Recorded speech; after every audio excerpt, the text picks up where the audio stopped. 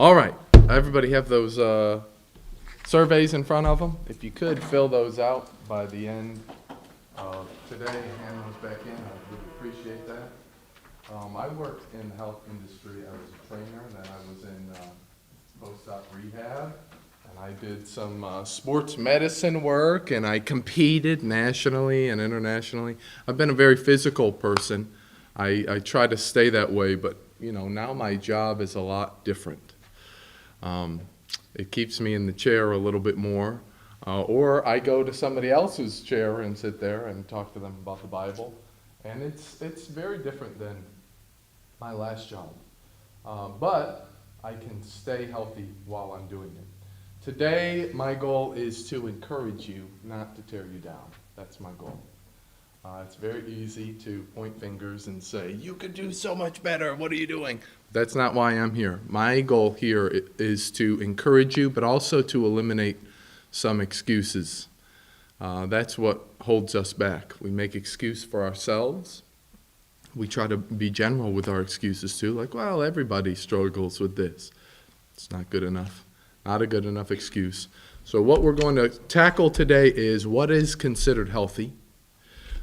Why is this important to me as a gospel preacher or just as a Christian? We can boil it down there a little bit. How should I start becoming healthier? What do I need to become healthier? And what is the method? And this is really important. The method, we'll spend the last hour, and I'll just do my best to distill this, to make it as simple and easy for you to understand. There will not be a test. The rest of your life is a test, in fact, but not today. So what is considered healthy? This is important for us to understand because we all have to be on the same page. You have to understand why I'm coming from this. Since 1948, the definition of almost all health organizations classified health as a state of complete physical and mental and social well-being, and not merely the absence of disease or infirmity.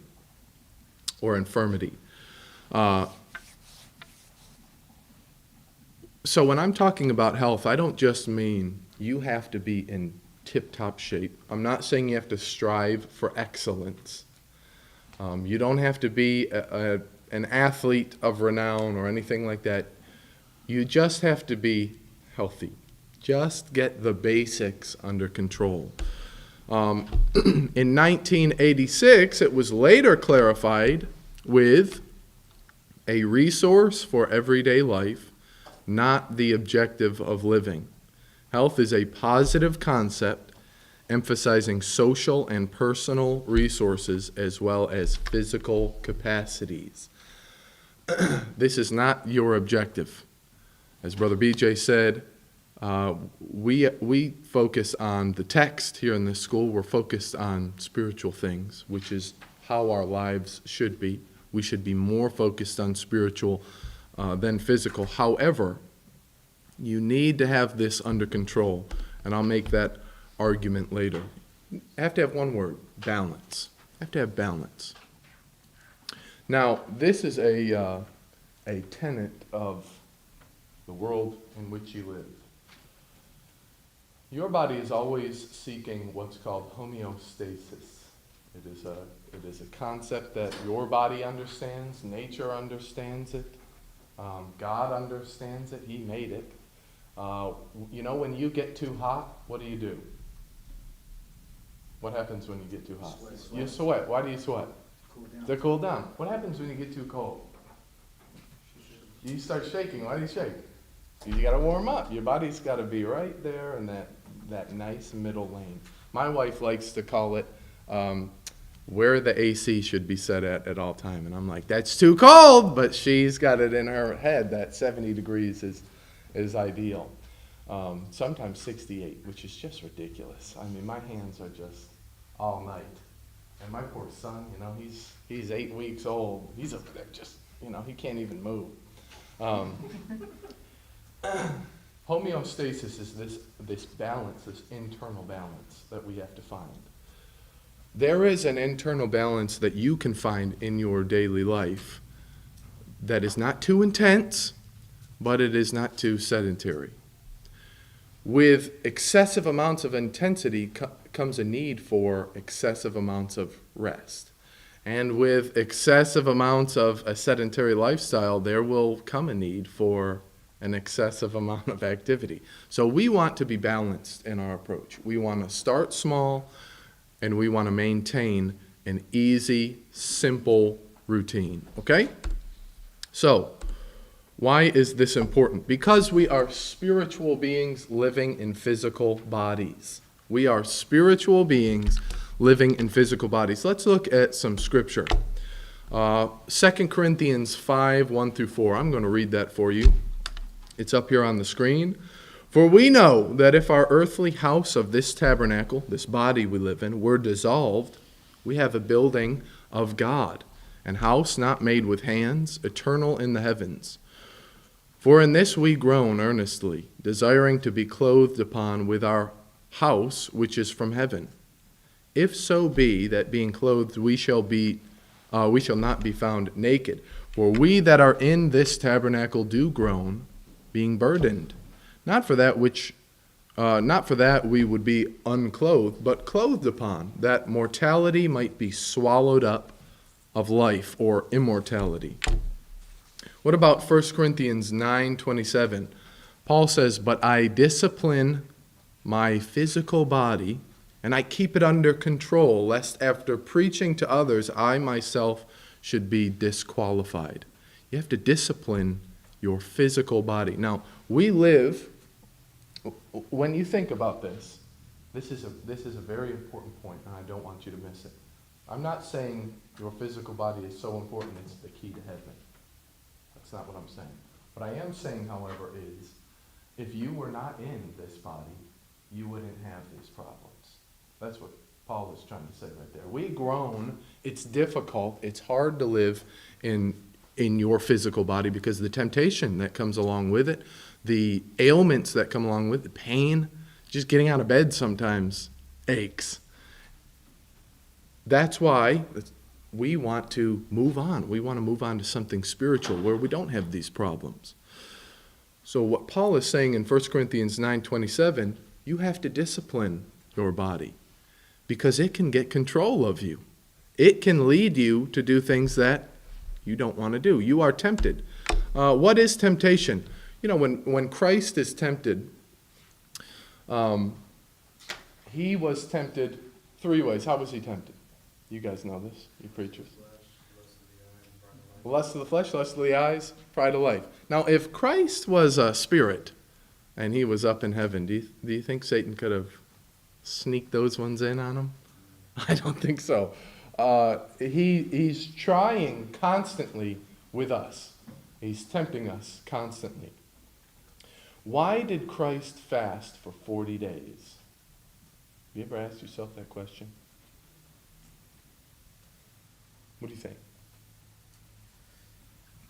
There's no wrong answer. Well, there is a wrong answer, but I'm not going to punish you for it. Why do you think he fasted for 40 days? What do you think, Zoran? He controls his body? He's in control, yeah. Now, does it eliminate our excuses too? When we say, oh, but I was hungry that day. I was on a, this doesn't leave here. Turn the live stream off. I was on a very long mission trip. We were in Tekelec, which is in, used to be Burma. Now it is, I forget, I'm forgetting what the name of it is. But anyways, Myanmar. And we were walking through the mountains. And we were going to a congregation. It didn't have a name. It was just a church. And they kind of had a little Baptist teaching in there. And our troop was going 10 miles. We just had to go 10 miles through the mountains. Luckily, about halfway through, somebody came with a tuk-tuk, which is basically just a little mountain bike with something on the back that we can all jump in and a little motor on it. And we all jumped in there, and he took us the rest of the way. And we preached to these people. It was fantastic, wonderful time. They had never heard the steps of salvation. So they were thankful that we laid out the steps of salvation. We did all this great stuff. But there was a young man with me who could not go more than 3 hours without eating. He would get hangry. You guys know what that is, hangry? That's where you start acting like a child after 3 hours without eating. So that's what he was doing. And every 3 hours he would groan. I'm just hungry again. I'm like, you're the same age as me. We're men. We're grown men. We're 30 years old. And he was just whining and complaining. And we're trying to do the work of the Lord in the farthest place from home. And I wanted it to end. I said, will you please just be quiet? And he could not get a handle on his emotions after 3 hours without eating. It was a struggle the weeks that we were over there. Does this affect him in his life? Maybe not on a humongous scale, but it affected him while I was there trying to work with him. It was an aggravation for the people around him. It was frustrating. And he would later on go on to say, yeah, it is difficult to handle that sometimes. I am controlled, in a small sense, by my body. I'm led about. So more discipline would be the answer. Maybe go a few days without eating. See if you can handle that. Can you do that? Are you going to die? No, you're not going to die. But get yourself under control. Christ was tempted. He went 40 days. Now, do I have an excuse when I'm hungry after 3 hours? Christ went 40 days. If you're not at 40 days yet, suck it up and just do your work. But we have to be disciplined like Christ was disciplined in order to get there and also make the right decisions when faced with spiritual temptation. 1 Corinthians 6, 12 through following, they were making a case, the Corinthian brethren were making a case to Paul, and he reiterates that case. He was talking about fornication and how, they said it's meats for the belly and the belly for meats. They said, the meat was made for my stomach was made for the meat, therefore I'm going to partake in it as much as possible. That's the argument. If it was made for me, then what's the problem? Why would God make something this way? Has anyone ever asked you that? Why would God even put it on the earth if it was a temptation? Have you heard that? I've heard that a lot. It's a surprising question because it kind of makes sense. Well, but why would God even put a tree in the garden? What's the point of putting the tree there? So that you can have free will, so you can make your own decisions. There has to be a right and a wrong. That's the universe. That's the reality in which we live. And what Paul was trying to say here is you have to be able to say no to your physical body. You have to make your own decisions. You're not just called to be a physical animal. You are called to be not just natural man, but a supernatural man. You are called to something higher. So your body says, I want this. You say, no, we're going to do it this way because we're called for something better. Now that's the spiritual argument. But you have to be able to internally say, no, I'm in control. Let's keep going. Can we train ourselves to say no? What do you guys think? You're supposed to say no. You fell into the trap. There was no right answer. Of course we can. You have to say no. We have to get comfortable saying no to ourselves. Do you remember when Jesus said, if any man would come after me, let him deny himself, put himself to death, and follow me? That is relevant because we are physical bodies, physical people, and we are trying to be spiritual beings while we're physical. We have to say no to the physical. That's difficult. Eating and emotion. There are some books that I have. I can give you these resources if you want, but for time, I'm just going to mention them. Eating and Emotion and The Gluttonous Slide. These are two concepts that people let themselves, I wouldn't say be tempted by, but it happens slowly but surely, and then you look back and you say, well, how did I get to this point? Some people eat because they're sad, and they're sad because they eat. And then this gluttonous slide is you can train yourself to be at the whim of your physical desires. And it can start with eating or being lazy or being apathetic. We can start with the small things and say, well, this doesn't really matter. And it can grow into something much worse. Being a glutton could start with this, and it could spill over into something else.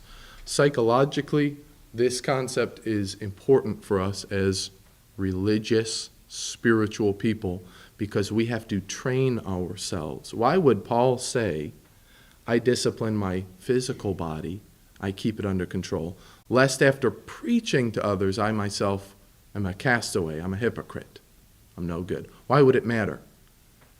Why couldn't we just say, well, it's physical, it doesn't matter, I'm trying to be spiritual, I'm going to put the physical to the side. Because we live in the physical. That's the point. We're here. If we weren't here, we wouldn't be tempted. So get control of your physical body. There is an obvious link between our physical bodies and our spiritual well-being and standing with the God of heaven. The obvious link is you have to be in control of the physical. So wouldn't it be a good idea to use something you do every day, like eating, as an exercise to control what goes into your body and what comes out of your body? It's a good idea. It helps us. It's a place to start where we can make plenty of mistakes. You can, I'm not recommending this, you can drink alcohol. Did you know that? You know what alcohol is? It's basically poison. It just kills everything it touches. It's there to clean wounds. You get some dirt in your wound, so you go, let me pour that alcohol in there and it'll burn it out. You can drink that stuff and it can pass through your kidneys and your liver and you can live. You won't die. That is crazy. Your body has a filtration system where you can make mistakes. Start with what you eat. Get control of what you eat, and this will help you in other areas of your life. Because there is a link between our physical bodies and our spiritual well-being. We can talk more about this if you have some questions. Why is it important? Because we are becoming hypocritical. This is a wonderful example that I love to use. Do you guys know who Rob Reiner is? He is in Hollywood. He's in a lot of movies. He's an old guy now. But in 2002, he started this anti-smoking campaign. It was, wow, they really put it on thick. Millions and millions of dollars. And they even went so far as to say secondhand smoke can kill you. It'll ruin your babies. It'll give you a third arm. They went through all this stuff. They didn't have any proof for any of that stuff. They just wanted to push it on the public. Rob Reiner was, well, I'm a Christian. I want to stay a Christian. He wasn't the most healthy person. I'll put it that way. He was a land whale. That's a better way to put it. He was just the most unhealthy, nasty-looking guy you could. And he was just pushing fast food and all this stuff. But, when it came to smoking, oh, man. Millions of dollars in anti-smoking ads. Wow. Hollywood is just really bad at everything that it does. There is, GBN. Now, again, I don't smoke because it's unhealthy and I don't want to die at a young age. GBN has a great questionnaire for when they're looking to hire somebody. And I like it. It's got a lot of good questions in it. And one of the questions is smoking wrong? Smoking wrong? Should we smoke? Now, who thinks smoking is wrong? Anybody think smoking is wrong? You think smoking's wrong? Okay. Smoking's wrong. Okay, good. Does anyone here think that it doesn't really matter? Does anyone think it doesn't really matter? Okay. Everybody here thinks it matters. That's good. So why is it wrong? Give me an answer. Yes, sir. Because it is give me a second. It's a kind of a vice. It's a desire of the flesh that kind of entraps you into Okay. doing this, and it can lead to other behavior. Yeah. Left unchecked. It can affect your other behavior. That's good. Anyone else? It abuses the organs. It abuses your organs. Yeah, so we know that it kills you, slowly but surely. Yeah. Causes cancer. Causes cancer. Yeah, it burns you. It literally just burns you. What's up? It affects your influence. It affects your influence? Now that one, that's a discussion for another time. You could be walking down the road and somebody be like, he's a terrible person. That's a hard one. So we want to try to be blameless as ministers. So yeah, that's a good one. Anything else? It's an addictive drug. It's addictive. You know, tobacco can be addictive, and everybody handles those addictions differently. So we are all genetically disposed in different ways. That is a fact of life. You know, my grandfather was he was a not very good person. He liked his alcohol. I couldn't care less. It smells like, you know, cat urine to me. So I'm like, why would I drink this? Why would I put this in my system? I'm not addicted to it. Couldn't get addicted to it. It's disgusting. But some people can. Some people are more disposed to addiction. Okay, so we've covered all those things. All right. Now, what about fast food? Is fast food bad? We'll start with you. Is fast food a sin, like smoking? I mean, you can't get into the habit of feasting every day. No, that's not the question. Yes or no? Yes or no? Is fast food wrong? You stepped in it now, buddy. What do you think? Yes or no? Oh, you're still asking me something? I am still asking you the question. Well, I think it runs. Yes or no, sir? You can explain after you say yes or no. It's not as simple as. Oh, okay. All right. Interesting. So if I didn't hire you because you said smoking was, you know, it's not that big a deal, would that be a problem? So think about this. What is the number one cause of death in America currently? Obesity. Yeah, it's obesity. It's heart disease from obesity. You know where lung cancer stands? Cancer is up there, but where's lung cancer? So obesity's here. It's number one. It's the big dog.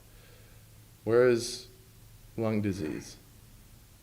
Let's keep going, keep going, keep going. It's down here. Cancer is up here, but no, smoking, it's down here. Now they'll still put those ads on where the person comes on and beep, burp, beep, burp, and talks to you about how smoking ruined their life, and that's serious. So I don't smoke because I don't want to burn my internal organs like an idiot. But am I hypocritical when I say this is a sin? And then I'm going to hop down to the McDonald's and grab some. It's the number one cause of death, guys. The number one cause. Far above everything else. And yet I'm going to stand here and, as a preacher of the gospel, say, if you're a smoker, see, now we even label people as smokers. You're one of those people, you're going to hell because you're hurting your body. But I'm gonna hop down and I'm gonna eat myself into the hospital very quickly. It's the number one cause of death, guys. There's no excuse for that. Now you might say, well, you have to eat. You don't have to smoke cigarettes. And that's a good point. You have to eat. So should you be better at it or worse? Should you have it under control? Or should you just not care about it? Because here is a problem. You could easily be a hypocrite. Rob Reiner, the reason why those ads were so annoying is because we had this guy who later had a heart attack and almost died because he ate too many Whoppers. But he's lecturing the public on, well, if you smoke, you're going to kill yourself at a young age. Yes, yes. You can die at a young age from many things. Now, along with that, everybody's body is different, as I was saying. So some people are naturally skinny, some people are naturally big. I was actually a very skinny person, and I wanted to get a little bit bigger for my competitions. But I have an easy time. Some people don't have it so easy. Some people's genetic makeup doesn't even burn sugar as easily as other people. It's crazy. Some people are born and their pancreas just decides it doesn't belong, and they get diabetes. Their immune system says, wait a second, we're not supposed to have this pancreas, and it just attacks the pancreas. There you go, you got diabetes at a young age. Is that an excuse? No, we have to have balance, but we can't be hypocritical. If I'm going to say this is wrong because, my body is the temple of God, but I'm going to be very selective with the temple argument. I have to be straight across the board. I have to be balanced. If it kills me, and I know it kills me, why am I taking it into my body? Now, everything kills you a little bit, but let's be a little bit more responsible. No definitive stance on what health is. What about sobriety and medication? These are important things. I don't think I have a whole lot of time to talk about these, but we have forgotten that you can get addicted to medication very easily, but we use those things for good in our lives. There's a lot of pain that is caused through just living, and sometimes we need help. Can you get addicted to those things? Very easily. You can get addicted to opioids. I mean, a lot easier than food, because you're taking it to deal with a problem, which is pain. If the pain doesn't go away, it's very easy for us to get addicted to the thing that solves that for a little bit. Is that an evil thing because it can harm our bodies from the inside? It's not evil, but we should deal with the problem. We should deal with the problem. 1 Corinthians 9:27. As a preacher, you will be under a microscope. Okay? It's just the way it is. Unfortunately, you are held to a higher standard. Now, Tobias said it would hurt your influence. What if I was walking around, puffing cigars and popping pills in the sanctuary? Do you think people would want me to be their preacher? No, of course not. But that applies to other things as well. People do look at you differently. You're supposed to be in control a little bit more. Lest, while preaching to others, I myself am a castaway. It's very hard to preach a sermon on lying when people are suspicious that you're one of those lying people, Like, I think he lied to me. And then you're preaching and they're doing this. They're looking at you like this. Now, sometimes people are just trying to stay awake, and that's why they do that. But you need to have your house in order. You need to have your house in order. Preaching is a colossal responsibility. What is James 3:1? Have you guys had James yet? Oh, okay. My brethren, be not many public teachers, knowing that we shall receive the greater condemnation. There is a greater responsibility to being a preacher. That's why your health is important. We're going to link this up to a couple other things. Why is it important? Because of our mission to reach the lost. I gave you an example. I had to go 10 miles through the mountains in a place far away, and I had someone who couldn't go 3 hours without eating. That's one of those Paul and John Mark situations where I said, you know what, I don't think we're cut from the same cloth. Maybe you need to go on your own mission trip to Wendy's or something. We have a responsibility to put ourselves second and go out there and reach the lost. It can be difficult at times. We do campaigns here with the children. We'll take children, youth, teenagers, and we'll go for weeks at a time. We'll go for a week at this congregation, and they'll have us to door knock and bring in people and do Bible studies throughout the week. And these children can do it because they just have all the energy in the world. I have a lot of energy, but sometimes I don't think I can do it. I mean, I'm a fit guy, but these kids can run circles around me when the work is really, when it's time to go. I'm like, man, I need a break. I'm getting too old for this, but I'm just a child myself. These children can do it. It should spur us on to look at ourselves and say, do we have the energy to reach the lost? Have you ever actually mapped out Paul's missionary journeys? You know, where he would set his port in, and he would look up at the mountain and go, oh, I have to just go, 100 miles through these mountains today. Okay, well, it's time to go. Those are difficult things that require a certain level of physical fitness. Now, today we are in the information age, so reaching the lost could happen a different way, but there's just something about a man going somewhere physically that you can't beat. We need to be in good shape to succeed at our mission. Not the best shape, I just mean adequate shape. Sometimes poor health stops a Christian's mission, but self-inflicted restrictions should never stop me from preaching the gospel.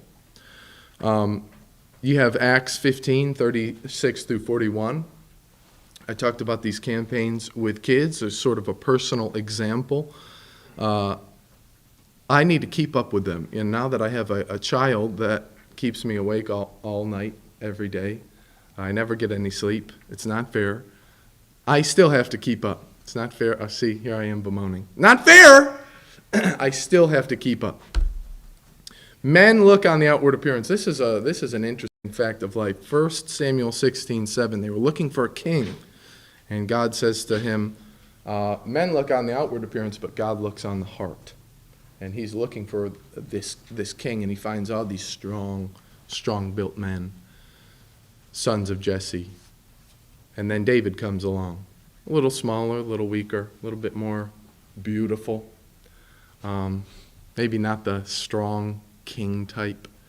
And God says he looks on the heart, but men look on the outward appearance. Now that's just the fact of life. God is telling us how we see things. You ever heard, don't judge a book by its cover? Well, that's how it happens. If you pick up a book and you don't judge it by its cover, then you're an idiot. You need to, why put a title on a book? Why put a title on a book if you're not going to judge it by its cover? Is this the book I wanted?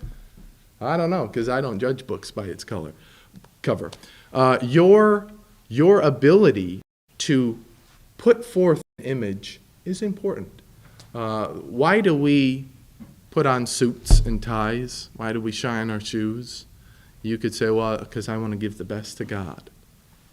Yeah, that's part of it, but people will take you seriously if you take yourself seriously, and they're going to look at you. There is an outward appearance that we have to cater to a little bit. We should do everything in our power to glorify God, 1 Peter 4:11. And also, because our resources are limited. Now, this hits home to me just a little bit, and you are going to realize how close to home it can hit for you as well when you go out there and you start preaching. Health insurance. That's money. It's a lot of money. You know that the church over here pays my salary? Did you know that? I make no illusions. I don't try to hide it. They pay me money to do my job. So I try to do it well. And I try not to suck too much money out of this congregation, because these people are working hard and they make the money, they give, and then I have this money to what? To do the work of the Lord. That's what they're paying me for. That's a limited resource. What is health insurance? You guys know what health insurance is? I'm going to pick on you again over here. This is fun. What is health insurance? It's the insurance that covers your health. Boom! Wow. Just turn it backwards and there you go. Health insurance is when you fall into hard times, health insurance is that net that'll catch you so you don't have to pay too much. So we get health insurance, okay. Well, what about these big procedures that, they're life-changing procedures? Well, you still have to pay a lot of that, a good percentage of it, and it can be sometimes thousands, sometimes tens of thousands, sometimes hundreds of thousands. And you've got all this money that you have to pay for these ailments. Some ailments are not self-inflicted.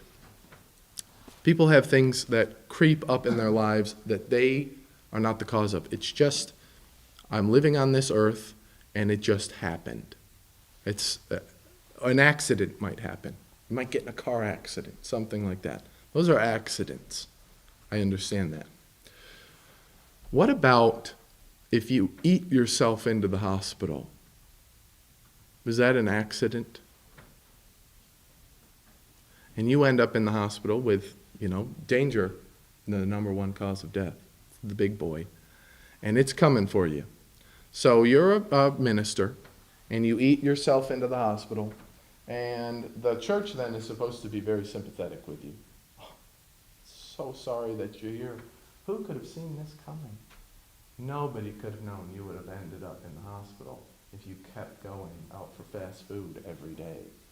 But you know what we're going to do? The church is going to cover your expenses. Because that's the only option at that point, right? They pay your salary. So now you're going to take all that money and you're going to eat it and then put it into the hospital bills. And it's going to be a lot more. I have a great friend. Where is this? There he is. If he sees this, I love you. I like using him as an example. He came through this school. He was very overweight. I mean, it was really bad, guys. And the church where he was sat him down and said, listen, if you don't control this, we are going to have to pay for your medical bills, and we can't do that. It's a resource that we don't have. So he had to lose like 200 pounds, but he did it. And you know what? No medical bills. Not even a care in the world anymore. It's not even on his radar. The church is comfortable. They're not worried about him just dying at any moment, and he would have. He was at that stage. He couldn't even breathe while he was sleeping. He took responsibility, and he fixed it. He did the minimum requirements, and it worked. Proactive medicine.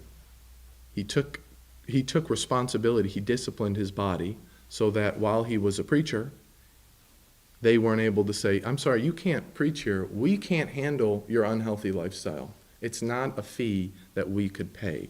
That's a difficult thing. That's a very difficult thing for a congregation. Now, we have to be compassionate, and we have to look at this. It's not an unforgivable sin, okay? We make mistakes in our life that are arguably a lot worse than eating bad things. But I have to put the gravity on the situation and say, we can't say one thing and do another. We can't be undisciplined in this area of our life and then lecture on being disciplined in these areas. We have to try to have balance and not be hypocritical. Goodwill. A church will only put up with your irresponsible lifestyle for so long. That's it. That is the truth. You are on their salary. You're on their dime. You need to get control of yourself. Okay? There's no other way to put it. Now, you might be able to raise good amounts of money. You may even have a second job. That's fine. If that's the case, you can eat yourself into the hospital if you want to. But it's very difficult going to the bedside of somebody who is dying and you say, please, you can stop this pain if you would walk a little bit and stop eating cakes and drinking sodas. That's all you have to do. And they won't do it. And then you have to go with sympathy and say, I'm sorry that you're going through this. But they're the ones doing it. They're causing it. They're stabbing themselves with a knife, and you have to go, okay, this is all avoidable if you would just change a little bit. That's one of the struggles of life. Time. For me to live as Christ and to die as gain. We should have time on our side. Our mission, the reason why you're here at this school, is to live for Christ, is to be a gospel preacher. I want to be a gospel preacher as long as I can. As long as I can. I want to do this work, and I want to do it well. I want to get better at it. I want to make improvements. I want to raise my family. I want to help them. I want to love my wife. There are all these things that I want to do. And time is not on my side. Why would I end that abruptly, quickly? Why would I make it worse for myself, sabotage myself in my work? You know, the work of the Lord is difficult, but it could be so much harder. Let me make it as hard as possible on myself. Time is not a luxury, or it's not something that we can squander. Mental capacity, redeeming the times for the days are evil. Now, there is a wonderful study done. It was referenced in a book called The Obesity Code. I would get the book if you're interested. It's a fantastic book, The Obesity Code. It talks about sugar, what it does to your body. A lot of study went into that book. And there are some scientific discoveries that we should not take lightly. In the book, it talks about what sugar can do to your brain, what it does to your brain, what it does to your body. You develop things like insulin resistance. Your body's supposed to be able to burn through sugar by producing insulin from your pancreas. And then it's supposed to regulate that. That's another form of homeostasis, your body trying to find that common middle ground. The more garbage you eat, the more resistant you get to producing insulin, so the more insulin you need to produce. You develop something in your brain which attaches to it. It becomes like an addiction. You eat it, makes you feel good. Woo, that was fun. Your brain goes on a little high, and then it crashes. And then when it crashes, you get hungry again. So you say, well, what could I eat? Well, that thing made me feel really good, so I'm going to eat that. You eat it, woo, go back up. You go on this roller coaster of sugar emotion. You get attached to it, essentially. Your mental capacity is a very finite thing. Some people it's more finite than others. But I want you to treat your body as a machine, and you don't want to be just throwing in any oil into this machine. You want to be functioning properly. Don't get addicted to certain things where you can't control yourself later on. No. You should have full control because your mind, the way you think, is attached to how your body is functioning. You know, you can get a brain fog. Have you ever heard of brain fog? Try to eat a whole bunch. I just do an exercise of memorization. When you get to the book of James and you have to memorize it, you got to memorize chapters of James. Here's what I want you to do. I want you to try to memorize James chapter 1. And I want you to fast and then memorize it. Then, for James chapter 2, I want you to eat just a whole bunch of Snickers and Reese's and Skittles. Dump it in there, okay? Just one time, okay? I'm not advocating this.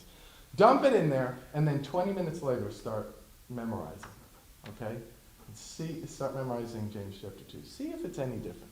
Just an anecdotal exercise in your life. It will be different. It's going to be harder for you to focus. You're going to get sleepy. Your eyes are going to do like this. You're going to get hungry again. You're going to start scratching the table and go, you're going to have energy, but you're going to be tired. It's horrible. It's called brain fog. And it happens. And then you know what it does? It turns into fat. And then you get tired. You get tired because you got all this excess. Your heart has to work harder. Why would I make it more difficult for myself? Why not just be a little disciplined? So, that's the end of those slides. Do you have any questions before our break? Have any questions about what we talked about? Do you have any objections? Because this is, we're talking about physical things, but in a spiritual way. You might not be convinced with certain things, and I might be able to cite something that will help you. Any questions? How much of it is an emotional standpoint? Emotional. Emotional. Some people eat because they're emotionally unstable. Yeah. And so you say to think differently, but every time they think differently, their emotions, something tragic, something that's happening in their lives cannot cause them to get over that threshold. Yes. So where would you start with the person that is dealing with emotion? You'd start with simple work. You know, when someone is addicted to something, you have to start by saying, okay, where would be, you don't want to be here. Where do you want to be? Well, you know, I'm addicted to, I'm addicted to this. I'm addicted to food. Let's make it real simple. Or I'm addicted to alcohol. I don't want to be addicted anymore. I want to be without it. So instead of saying, well, you need to go to some psychiatric treatment, that might be helpful. But you say, okay, now we have to go through a process to get you out of there. The emotions are ever changing. But if you handle the problem at its source, you may start to see a change over time. So with, you know, you can't just say, you need to think differently. That's not going to happen. It's like saying, well, I'm not a motivated person, but I'm going to wake up tomorrow and I'm going to get myself motivated. No, you're not. You're going to sleep in. That's just how it is. You might do that one day, but it's just manufactured. It's not going to last very long. So what you need is, and we're going to talk about that method, how to actually change what you do, and how changing what you do will change how you think. I think it is Proverbs 16:3 that says, if you secure your ways in the Lord, you will also secure your thoughts. So you have to start, okay, I'm not going to be led around by my emotions. I know what I have to do. I'm going to do that consistently, and it will change my thinking over time. And that's very difficult. That's very difficult. So it requires accountability and tracking, but we'll get into that a little bit later. Any other questions? Yes, sir. So I know that we've been talking about fast food, but my question is what about like microwave Hot food, like Hungry Man's? Yeah. You Yeah, those in know, how your would heart. that fit in? I hope I'm not stepping on your toes here. Again, I don't have a problem with it because I am balanced. Is the point I'm trying to make. I'm trying to be balanced. So I was going to put a slide up here that said foods that tempt me, and then it would have said no foods tempt me. I'm in control, and then I would have had like 3 or 4 slides of like Reese's and ice cream, and be like, oh no, and try to get through that. But I didn't, because I'm trying to be a mature individual here for BJ. BJ! And, but when you look at those things, you're putting them in your body, hey, that's fine, but it should not be the majority. It should be something that happens once in a while, and you should have everything else under control. You should have a good routine that is simple, easy, something you can do for the rest of your life, that doesn't harm you. And then my wife and I, we have a day where we get to eat whatever we want. We eat, we love Ben & Jerry's, that liberal garbage ice cream, you know, those, oh man, putting out those liberal ads. And you know what, we eat it anyways because it's delicious. But we only do it once in a while. And we only do that after we have taken care of ourselves. So we exercise, we are healthy, we go on walks, we eat good foods, we eat what we need first, so that there's no deficiencies in our body and we're not lacking. And so then I can look at it and say, if you're a responsible, balanced person, these things are not a problem. It's when we are hypocrites and we say, this thing is the worst, and then we go over here and we take part in something that is arguably worse for us. There was a young man I went to school with here.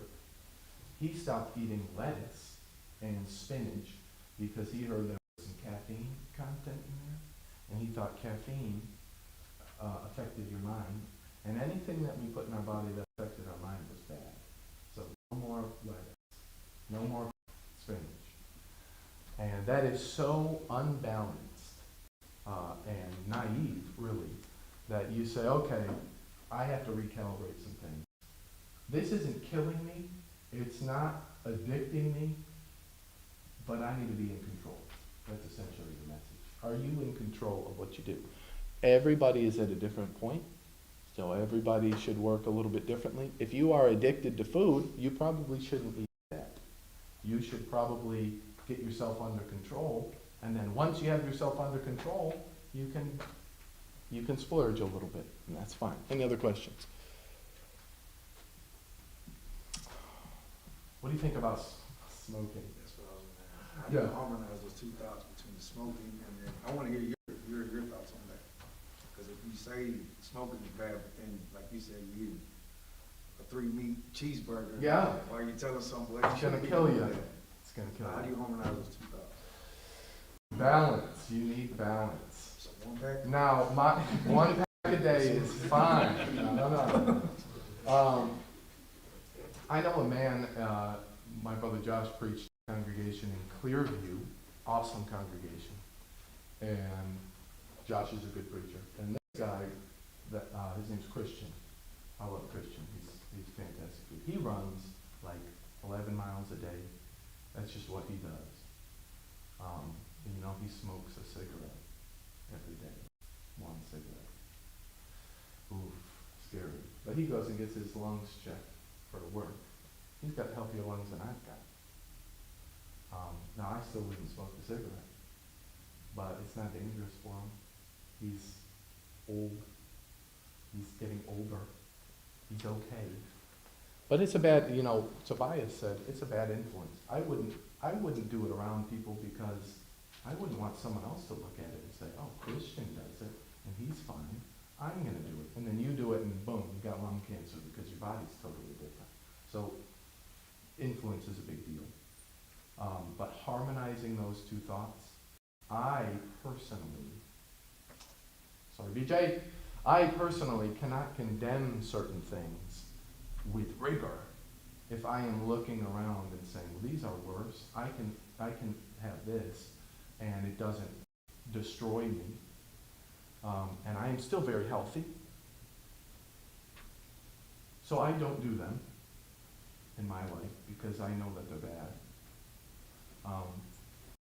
But then again, I'm picking and choosing what I do that is bad for my health,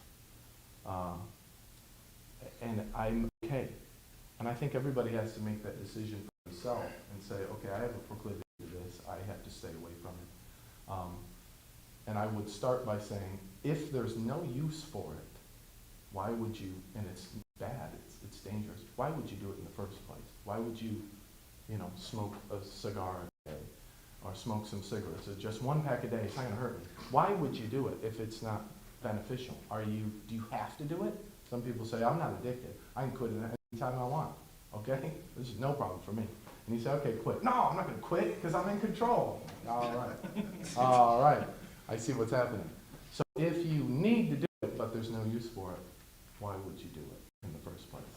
But then again, I can not then turn to the person who does smoke a cigar once a year and say, you're going to burn in hell for the rest of your life for that cigar. And you go, that's not logical. So we have to think about these things. I am against unhealthy stuff. I have taken that on in my life, but I am not a crusader. I'm not trying to look for people who are doing an unhealthy thing in their life, and I'm going to find them, and I'm going to take care of them. I'm going to root them out. That's not my job. My job is to exhort and build up and say, if we all do just a little better, we could avoid a mountain of problems. And as preachers and preachers' wives, we could be good influences, saying it would be better to avoid these things because we have a job to do, and the job requires us to be disciplined physically because we're spiritual beings living in physical bodies. All right, You guys, what is that, 10 minutes? 10 minutes, and then we'll start the next section.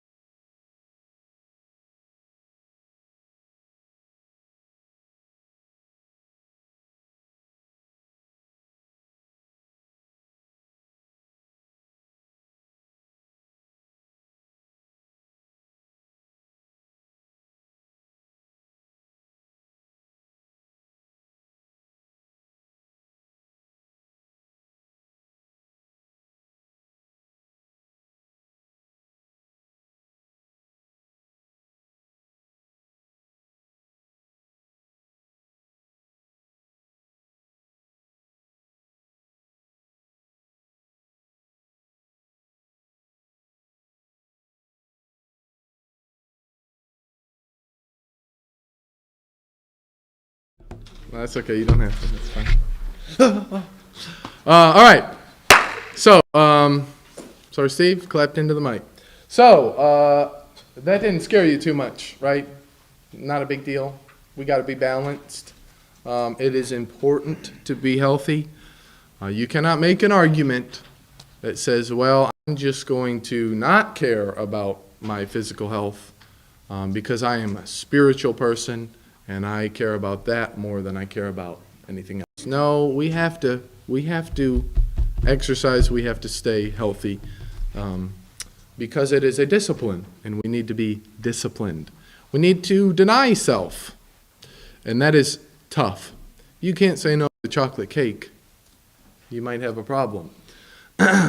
We have to say no to things that matter in our lives. Let's start with the things that don't matter and build a little habit of discipline. So how should I start becoming healthier? Now we're going to get a little bit into the resources that you should use, what I have seen, and doing this for about a decade, you see trends. You see a lot of trends. I did some weight loss. I was a metabolic technician for a while. I measured people's oxygen levels to see if they had things like COPD and other things. I tested their metabolisms to see how fast or slow their metabolism was, and then told them what they needed to do to cater to it. So how should I start becoming healthier? That's small, but it says take inventory. That's the first thing. You need to take inventory on what you're doing day to day. So a good place to start would be some of these things that I put in the survey. Are you satisfied? Are you happy with your physical health? Now, I am never satisfied with my physical health, ever. That's the secret. Once you start, you're never going to be satisfied. But I'm not dissatisfied, if I'm being honest. I'm happy with where I am, and I'm trying to maintain a healthy lifestyle. How often do you exercise? That would be a good question. Do you exercise once a week? 3 times a week? Never? What is exercise? That might be a good question to ask too. How often do you eat cooked meals at home?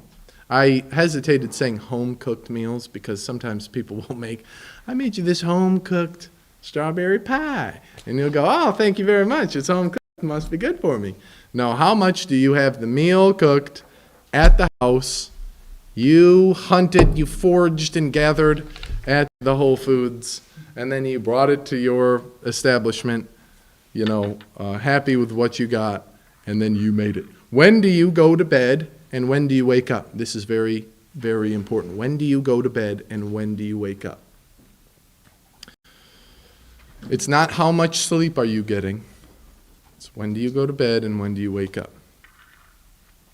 On a scale from 1 to 10, how energetic do you feel during the daytime? That's right now. Some people will argue and say, well, I feel the most energetic at 1 in the morning. That's when I come alive. Then you need to go to bed earlier and adjust that, because during the day is when you're supposed to be working. Unless you're BJ Clark, then you can get all your work done at 3:30 at night. Isn't that right, BJ? Do you think being physically healthy is important to a Christian? I would argue yes. Do you have time while in this school to exercise? What do you think? Anybody have any objections? Now I'm gonna cut out an excuse for you guys. Steve has been working tirelessly, and I am going to help finishing this gym. You're going to have a gym on campus with these 2 hands. I will eliminate those excuses. Do you have time while in school to cook? Now, some of you are blessed to be married, and that is fantastic. I don't cook anymore, which is unfortunate. I love cooking, but she wants to cook the meals, so she does a good job cooking healthy meals for me. But while you're in school, do you have the time to cook? That's a good place to start while taking inventory. Am I exercising? Am I sleeping? Am I eating? Those are the three important things to balance. So how do I feel daily? Could I function better mentally with physical discipline? Do you think so? You think you can function better mentally if you're physically disciplined? Do you think there are studies that prove that out there? Yes, of course. Do I have curable disease for which I could take responsibility? Oh man, where are your toes? Because I'm about to jump on them. There are some diseases out there that are all our fault. Are you listening? If you don't take responsibility for them, you deserve what's coming. I know that's harsh. But there is a way to this world. It is unforgiving. It's not going to say sorry. If you have to understand how the world functions, and then once you understand how it functions, you have to take responsibility for yourself. Now, when we see other people who are in need, we try to help them. We try to pick them up. We are not without compassion. People make mistakes, and it's their decision all the time. This is no different. And it's not the end of the world. But you, as a minister, you as a preacher's wife, you as someone who's just trying to be a Christian, you have to take responsibility. Could my family life be better physically, emotionally, and spiritually if I was more disciplined physically? Do I love myself? Here's a good answer, or a good question. Jesus says to love your neighbor as yourself. There you go. Start with a couple hugs around the room. If we don't care about ourselves, are we going to care about the person next to us? There was a psychologist, I won't mention his name, who wrote a book. I won't mention its name. I'll tell you after. And he used an example of someone who gets a liver transplant. There was a young man here who had a liver transplant a couple years ago. Wonderful young man. And this psychologist or psychiatrist used this example. When you get a liver transplant, it's a new organ. So you need to take one pill a day to slow down your immune system in a specific area so that your body does not attack that foreign object. It's like getting a really big sliver. You don't want your body to recognize this big sliver and swell up and try to push it out of your body. So you have to get rid of the immune system just a little bit. So you take a pill once a day. That is the hardest thing for doctors and surgeons to convince people to do. Just that specific one pill. And they tried to do a study to find the root cause. Why aren't people just taking this one pill a day? Why don't they care about themselves enough? So they did an opposite study. They had a dog, and they had to give that dog one pill a day. That's it. And there was nothing wrong with the dog. They just had to do it. And they were told it'll help. So they gave it to them every single day. Why? Because they look at the dog. You open the door and the dog runs up to you and you go, wow, this dog loves me. I know Brother Mosher has said before, lock your wife and your dog in the trunk and then open it 3 hours and see which one's happy to see you. It's going to be the dog every time. Wonderful animals. Why would you care for that more than you would care for yourself? Because we see it as a value and we love it and we want to take care of it. So we take care of it. We do the minimal requirements to take care of it. Why don't we do that for ourselves? Because we don't care about ourselves. So you have to take care of yourself as if you are someone you are responsible for. Okay? You are responsible to take care of yourself. And if you do that, then you will be more equipped to take care of your family, to take care of your children, to take care of a church. You can't take care of yourself. How are you supposed to step in and be a discipline, a model for a church somewhere? That's difficult. You know, the Bible uses that example a lot of times. If you can't rule your own house, how are you going to be an elder of the Lord's church? You've got children running off, doing whatever, and then you're supposed to stand up and shepherd the flock. We have to love ourselves. We have to take care of ourselves first, and then we can turn that out. So how should I start? I should go slow. Start with the small things. So I take inventory, and then I start very slowly. You might get amped from today, which I doubt it, but you might just jump up and say, I'm going to exercise every day, 3 hours a day. I'm going to get out of class, and I'm going to hit the gym, and I'm going to be on that treadmill until I pass out. And that's how I'm going to do it every day. The studies are in. It shows that never works. Ever. That never works. That has never worked once in the history of anything. Maybe once, but it does not work at all. Start slowly. Do it once a week, and then try twice a week maybe. And then maybe try 3 times a week. You understand where you are. You understand what is slow for you. And we'll start slow with portion and eating control. That's the first thing. Portion and eating control. We're going to touch on these a little bit more as we go. Proper activity and rest. That's the second thing, proper activity and rest. The word proper is very important there. Because again, I don't mean go really intense, and I don't mean do nothing at all. You need to have balance, okay? Macronutrients. That's part of portion and eating control, but you have to understand what that means. And the buddy system. Everybody likes a buddy, and then there's one more, incentive and tracking. You need incentive and tracking. These things are very important. So the first two are the broad. Macronutrients is you have to understand what you're doing. And then the last two, buddy system and incentive and tracking, those are what have proven to work the most. So some material on portion and eating control. I'm going to stop this. I want to show you a few websites that really help me out. Let's see what I got here. Can you guys see that? Let me see. There we go. I would go to myplate.gov. It's really simple, really easy. It's free.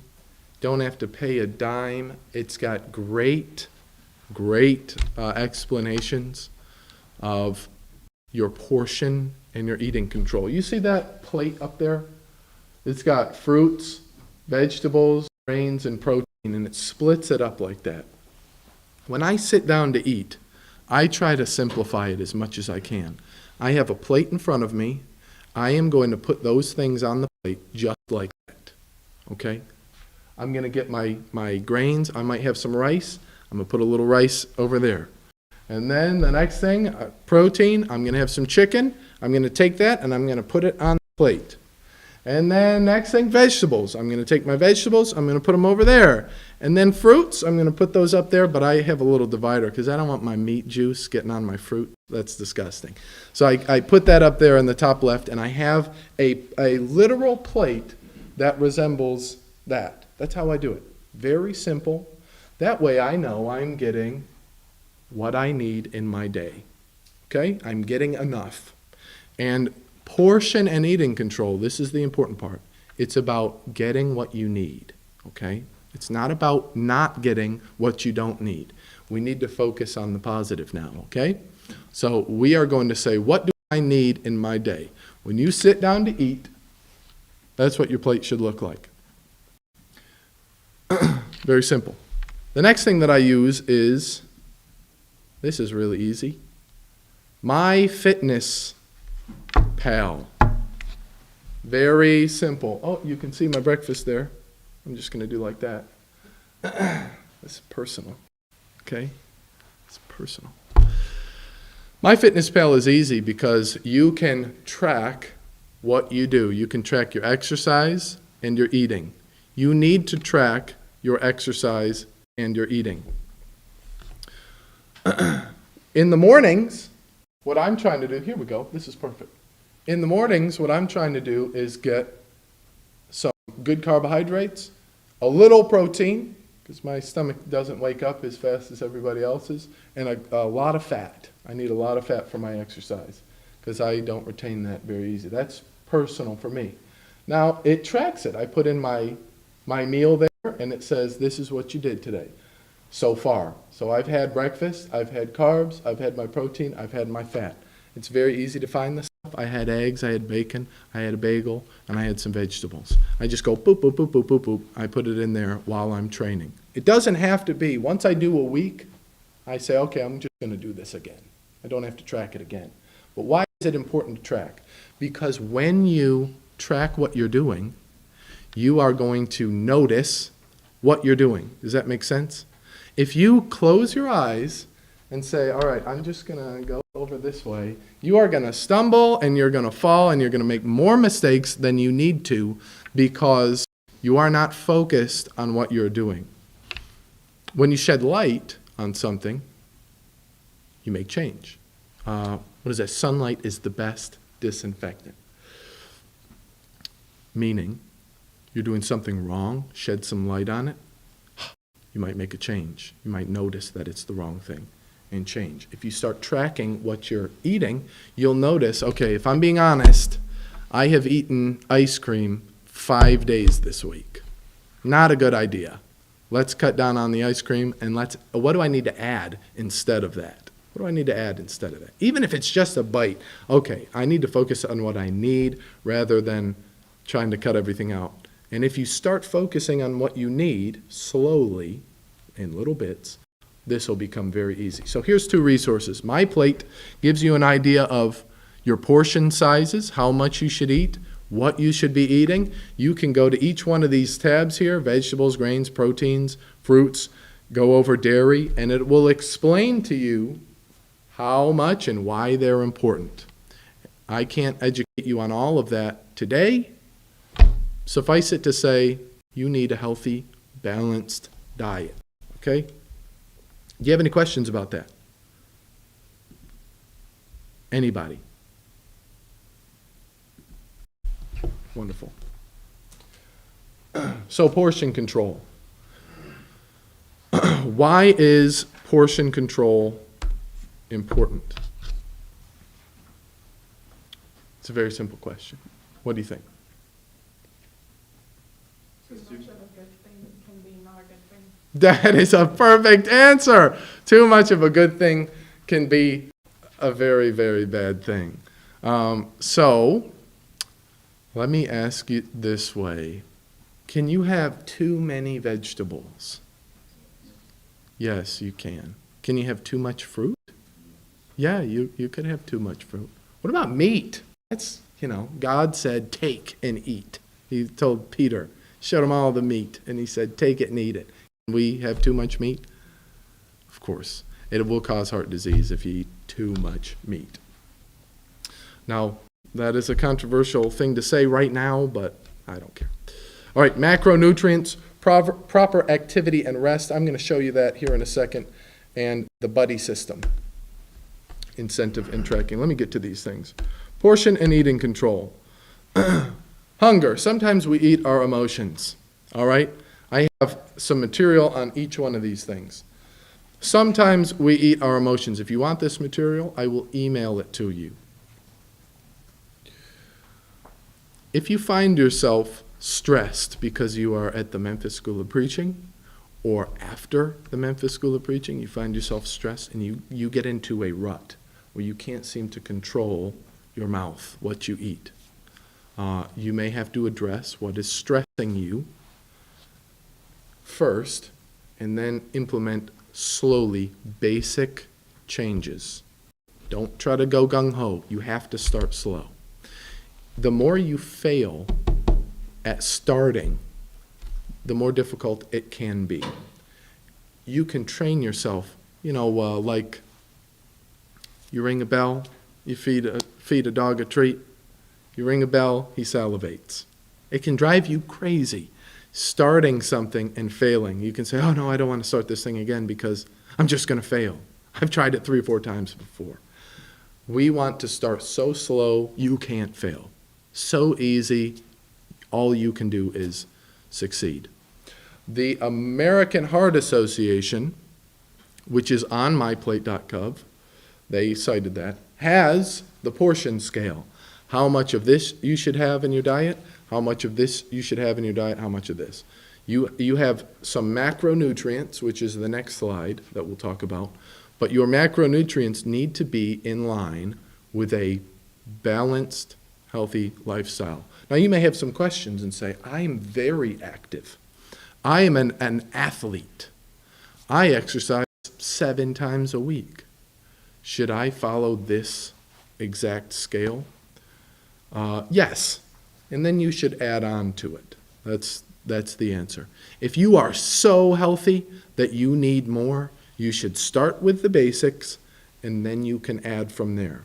But the foundational exercise and the foundational food that you need, that needs to be balanced for everybody and then changed slightly for the exception. Everyday eating. Now, I can't stress this enough. What you do with your diet is your business.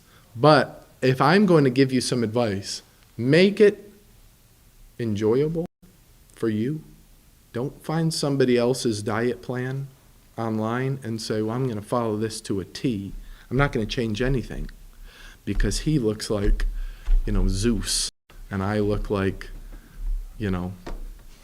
not Zeus. Yeah, I look like Jesus. So there has been I want to caution everybody here, there has been a perversion to our health systems in recent years. It started in the 90s, basically for tax purposes, but there's always new perversions creeping up. The newest one is social media has perverted and warped our view of what health should look like. You have extremes on social media. You'll see these people that are, 280 pounds, 6% body fat, just living the life. And you're like, wow, that's what I want. And so he'll put out his diet. Do not fall for that. That is a lie. That is shiny bells and whistles. It's all a lie. It is all a perversion, okay? I'm being as honest as I can with you. They are trying to get your money. I don't want any of your money. I don't care. I just want you to be healthier. And the way you start is slow. You don't look at an Adonis who's on steroids and say, how could I look like him? Oh, he eats 3 meals a day and does 20 push-ups every 5 minutes. And you go, and that'll solve it. That's going to do it, right? That will not do it. His genetic makeup and the horse tranquilizers he puts in his body are what are changing him. He is lying to you. It's a perversion. It's a perversion. You need to have realistic expectations, okay? Everybody here needs realistic expectations. I want lower body fat, and I want more energy. That should be your realistic goals. Now, what you look like, I don't really care. I don't care what I look like under my clothes. I just want to be healthy. I just want to be healthy. Don't be fooled into following the perversions. Your everyday eating and your everyday exercise should be simple, easy to follow, and something you can do for the rest of your life. That's how it should be. So everyday eating and healthy, active lifestyle. It is a lifestyle. It's something that happens all life, okay? Throughout your now day and when you die day. It should go until the end of your life. Not just, I'm going to hit it I'm going to do P90X for 60 days. I'm going to crush it. And then I'm going to let myself go over the next, 6 months. And then I'm going to get back to it, and I'm going to crush it again. No. We need to stop that. If you want to do extreme exercise like that, do it, but you have to continue afterwards, getting burnt out. Let's talk about macronutrients. I need to teach you this because it is the basics. What does a carbohydrate do? A carbohydrate provides fuel during exercise and for the brain. Now, don't use that as an excuse to go eat donuts. Say, I'm just trying to fuel my brain right now. No, it provides fuel during exercise and for the brain. So you think on carbohydrates. The average human has about 3,000 calories from carbohydrates in their carbohydrate storage at any one time. Carbohydrates can spare proteins. So your proteins are used for building and repairing. If you have a good, healthy source of carbohydrates, you could use those rather than using your proteins, and you will run into injury less. So if you just eat proteins, you have to watch out for inflammation and getting injured a little bit more. But if you have a healthy amount of carbohydrates, I say healthy amount, not an excessive amount, then it will help you a lot. 1 gram of carbohydrates has 4 calories in it. All right, proteins used for building, repairing, and maintaining body tissue. Maintaining body tissue. This is involved in metabolic transport and your hormone systems. Anybody here more hormonal than the other person? Anybody here more hormonal? I'm looking at you, Bo. I'm just kidding. You need a healthy hormone system. You know, your hormones raise and lower with the wind, it seems. When you're growing up, it's difficult. But as you get older, we struggle keeping our hormone levels at a normal or higher rate, which is what we want. Better hormones means better immune system, means a cheery disposition, less indigestion. I mean, I can go on. Hormones are very important. They are usually regulated with your thyroid, which is right here on either side of your throat. Makes a little U shape around there. The thyroid is very important. A lot of people have thyroid deficiencies, so they have to get medicine for that. That's a real thing. If you have that, get checked out. Hey, a little medicine will go a long way. The component of enzymes that regulate your metabolism, that's what protein is. So you have a higher protein count, you will have a faster acting metabolism. If you just eat carbohydrates and fats, your metabolism will slow way down. 1 gram of protein is 4 calories, same as a carbohydrate. Then your fats. Fats are used for energy reserve. How many carbohydrates, how many calories from carbs does an average person have? 3,000. How many calories from fat does the average person have? It's 180,000. It's a lot more than carbohydrates. Your carbs, as a storage, can empty and then refill really fast. Your fat storage is a lot bigger. This is an energy reserve. Sometimes we need to go a little bit longer to tap into that reserve. Sometimes you need to run an extra mile to get there, or walk an extra mile. Tom Waycaster is a great example. Love Tom. He said that I could use this example. He actually encouraged me to. I said, no, Tom, that's a little, I don't want to put you down or anything. He said, no, use it tomorrow. He was gaining a lot of weight. He was struggling emotionally. So we had a conversation about the basics of health. We went over this stuff in his office. So he started walking every day. He just wakes up and walks. And he has lost all that excess weight, and now he has no more acid reflux. He sleeps better at night. He's feeling great. I mean, the list goes on. But he said, tell them this. If they think that it's boring, tell them that's when they can get their prayers out, when they can go over their memory work. And that's what he does first thing in the morning. He walks. And that's it. That's all you need, just to walk. You don't need to, saddle up and do a marathon. So it's an energy reserve. You need fat. It also protects vital organs. I was at a place where I was around 7% body fat, and I would get a cold pretty regularly, like every quarter I'd get a little sniffle and cough. I was like, why do I always catch it? When it comes around, I always catch it. My body fat was just a little bit too low. So I bumped it up like 12, 15%. I don't get those colds anymore. Fats are healthy, okay, in moderation. Insulation, that's the word that I would use. It's an insulation. It insulates a lot. It also transport of fat-soluble vitamins. Anybody? Yeah. Anybody take vitamins? Anybody here take any vitamins? Tobias is one. Okay. All right. The vitamin supplement companies are not making any money off of you guys. I'll tell you that much. If you are not eating a balanced diet and you are taking vitamins, you're basically just urinating the vitamins right back out. So you need balance in your diet in order to transport all the nutrients efficiently. 1 gram of fat is 9 calories. It's double and a little extra of what the others are. So you say, okay, I had some calories, or I had some grams of protein, I had some grams of carbs, I had some grams of fat. The fat is always going to account for more calories. That's just how this works.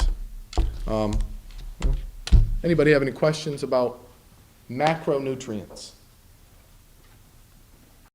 What is macro? Large. What is micro? Tiny. Macro is the big. So those are 3 things you need to get under control. In MyFitnessPal, which I showed you, which I would highly recommend to you, again, it's free, MyFitnessPal is going to address macronutrients, the big stuff. All of your basic needs in your health balance, we'll call it that. Oh, I'm going to the wrong side. All of this is calories in, calories out. It could be simplified that way. Calories in, calories out. You have an upkeep in your body. Everybody has an upkeep. Everybody's upkeep is different. It is called your basal metabolic rate, BMR, or your RMR, resting metabolism, resting metabolic rate. That is what you burn sitting on the couch every day. Everybody's is different. Mine is very high. I have a very high metabolism. It's always been that way. It has changed by like 100 calories over the past decade. This is a simple math problem. That's what your weight loss could be. If you want to lose some weight, it's a simple math problem. So you should find out, and you can do that very simply with a simple metabolic test. You put a mask on, you breathe into it for an hour, and that's it. We measure your heart rate while you're breathing. Oxygen in, carbon out. It tells you how much you're using, how much you're burning. So that you know that. We'll say your resting metabolism is 1,000 calories. It's probably a lot more, but let's say it's 1,000. So you say, okay, how many calories does it take to burn 1 pound of fat? Does anybody know? It's 3,500. Wow. Okay. 3,500 calories. So you say, all right, could I lose a pound in a week? Let's say you're burning 2,000 calories a day. So you say, all right, I'm going to eat 2,000 calories a day, and then I'm going to exercise and make sure I burn off, 700 calories. Would that work? By the end of the week, 7, 14, 21, 28, 35. So in 5 days of exercise, you would burn 1 pound. It's a simple mathematical equation. That's how it works. That's how the body works. It's calories in, calories out. Now here's where the balance comes in. My macronutrients are important because I don't want deficiency. If I am deficient in something, it will shut something else down. You got switches going off in your body all the time. Switches. Hormones are what regulate those switches. If I don't get enough carbohydrates, that's going to be bad for my mental state. I'm not going to have enough energy. My body is not going to function properly. If I don't have enough protein, I'm not going to rebuild. Things are going to start tearing down. I'm not going to be able to transport nutrients properly. If I don't have enough fat in my system, I won't have enough insulation. I'll get sick. I won't transport vitamins properly. My hormones will be out of whack. So I need balance in all of these areas with the macronutrients. So that's why you look at my plate and you say, okay, I've got my grains, got some carbs. I got my protein, okay, I got some meat. I got my fruit, a little extra carbs, some fast-acting sugar. I got my vegetable, got some vitamins, I got some amino acids, I got everything that I need here on my plate. It's balanced. Then you say, okay, is my portion size too big, too small? So you track it.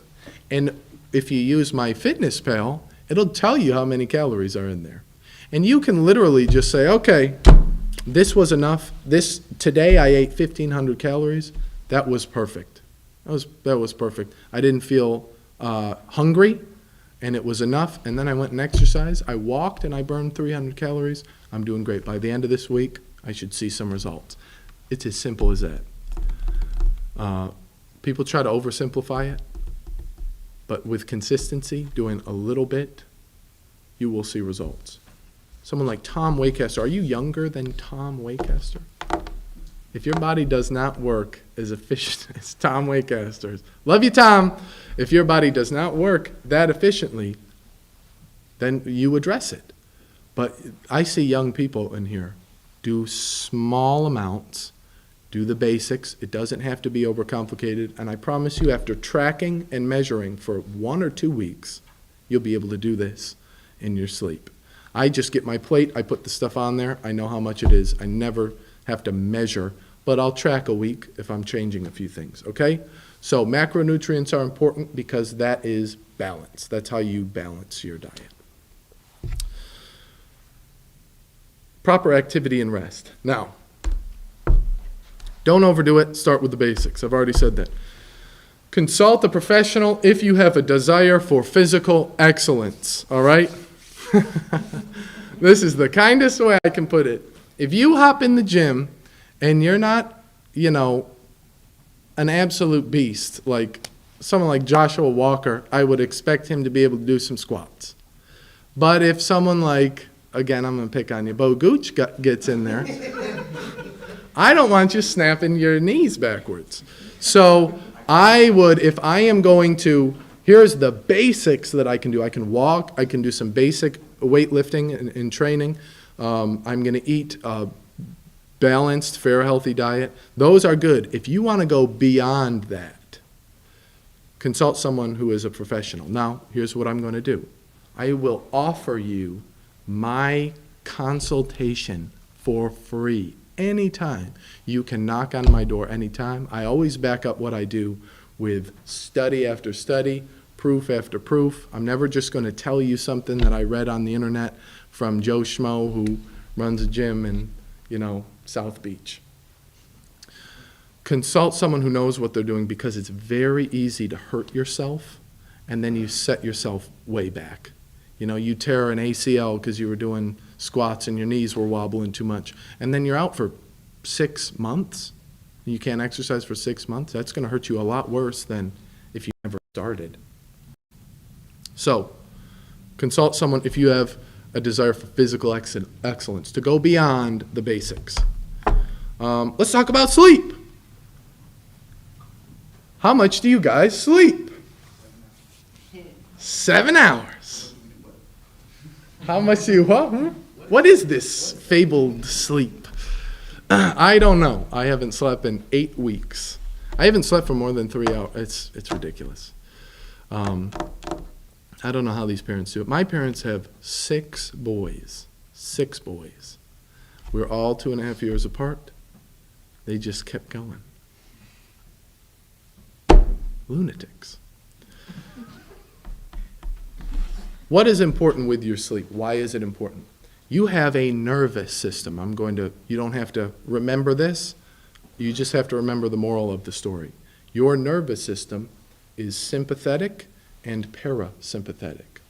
Your sympathetic nervous system works with things like adrenaline and hard work. So when you hit the gym and you're feeling like you're bossing out in there, I shouldn't say that in the Memphis School of Preaching, it's very improper. When you feel like you are doing an exceptional job at the weight bench, that's a sympathetic. there's adrenaline going. When someone comes around the corner and goes, ah, and you feel this, and then it goes back down. That's the sympathetic nervous system. When you are hurt, something breaks, your sympathetic nervous system kicks in. It's going to swell. It's going to do things to save you. Interestingly enough, when you drink something like alcohol, your sympathetic has to work very hard to get that garbage out of your system. Then, when you need to recover, it switches to parasympathetic, which is a recovery system. And you can only be on one at a time. You can't be on both. You're either in a sympathetic state or you're in a parasympathetic state. Your parasympathetic nervous system will help you recover. And if you recover, you will be ready for round 2. Okay? Your body is going to recognize through adrenaline, through nerves, through stress. It's going to recognize the stress, and then your parasympathetic will build you up to be a being that can withhold and withstand against that stress.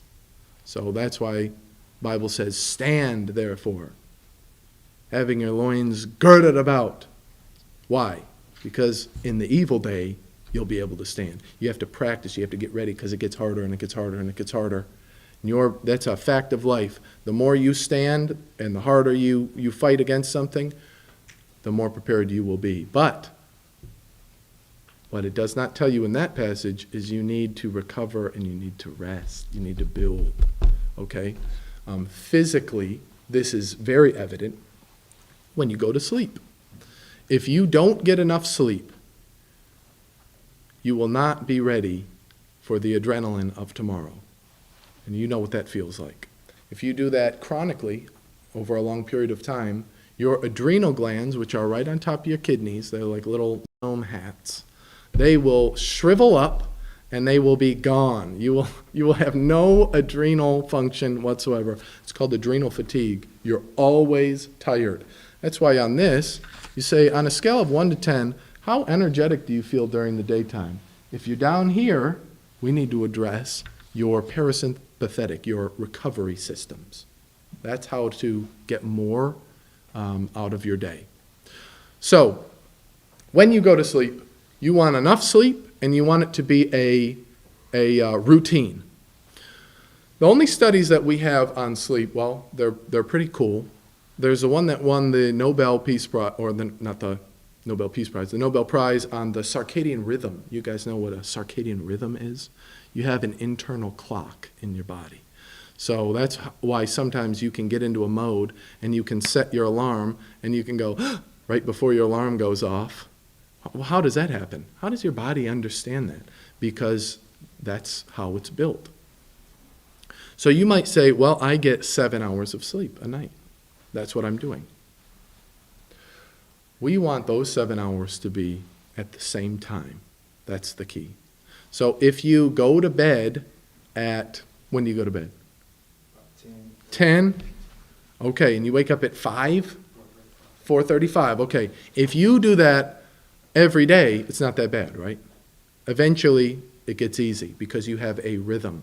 So your body is able to recover more efficiently because of that rhythm. If you say, well, the goal then, somebody looking in here, the goal then is to just get 7 hours. That's not the goal. The goal is to get 7 hours at the same time. If I go to bed at 3 a.m. and I wake up at 10, there's 7 hours. So I do 3 a.m. to 10, and then the next day I do 10 to 4. How am I going to feel? Man, that is going to be awful. Am I getting the same amount of sleep? Yes, but it throws you all off. And it will throw off your sympathetic nervous system. You're going to feel like this. Everything is hard. In fact, you even breathe less during the day. Did you know that? When you're not rested, you breathe less. You take shallow breaths. You go all day. And you're just a pressure cooker. You're just a stress ball. But if you get enough sleep at the right times, you'll go, and you'll be able to get rid of that emotional stress as well. So emotions play a big role into this. If you don't get enough rest, you will be an emotional person because your hormones will then be out of whack. So when you sleep, pick a time to wake up. That is, these studies show, the most important thing. Pick a time to wake up and stick with the wake up time. Even if you say, I'm going to wake up at 5 o'clock. If you go to bed at 10 and wake up at 5, and then you go to bed at 12 and wake up at 5, and then at 9 and wake up at 5, and then at 11 and wake up at 5, your body will be okay. That's okay. Even if you're getting 6, 7, 5, 6, 4, 7, like that, as long as your wake-up time is the same, it will benefit your body more than saying, well, I'm going to get 7 hours of sleep, but I'm going to do it like this, all over the place. We don't want that. Pick a wake-up time and stick with it. Now, if you're going to get 2 hours of sleep, I might go a little bit extra. But I wake up at the same time every day, and I'm not getting any sleep, and I'm okay. That's what I'm telling myself. I'm okay. I'm okay. So how long have you been awake, and when did you wake up yesterday? Those are the 2 questions you should ask. How long have I been awake? When did you wake up yesterday? If you stay up for 24 hours, you're going to get a little tickle in your throat, and you're going to go, I think I'm getting a sore throat. It's just because you've been awake too long. Your sympathetic nervous system has been on too long. You need to switch it over and get some rest. And when did you wake up yesterday? Do that again the next day. Do you have any questions about that? Okay. Okay, how to be more active on the daily basis. I'm just going to give you some tips, okay? Get off your lazy butt. No, I'm kidding. Here's my recommendation. Make it a part of your day. I read a lot of books, but I don't read them like this. I listen to them now because I found that I need some more time in my day. So I get the audio version and I listen, and it helps me. I can understand them more. So when I'm exercising, if I have to read a book, I'll go and exercise. I can pray. I can read my books. I can memorize scripture. I can do all these things while I'm exercising. So if you make it a part of your routine, it will become a daily thing. Say, I need to, you know where I memorized the book of James? In my friend's hot tub. I was trying to recover. So he said, I have a hot tub. You can come over after you exercise. And I had pages of laminated verses. And I would just sit in there and I'd go, okay, James, the servant of God, I'm ready to do this. And I would just memorize it because I was relaxed. But I'm doing my work, but I'm doing it in a way where I can get my exercise and my recovery in a routine. So you have to make a routine out of it. The books you read, you might benefit from listening to them, but they should be daily. It should be now a part of your life. You say, if I'm going to do this, it has to be a part of my life. Okay? How much? Well, I'll talk about that next hour. The buddy system. 2 things. I have a minute. Paul B. Davison, PhD, the Director of Behavioral Services at the Center for Metabolic Health and Bariatric Surgery in Boston, said these things.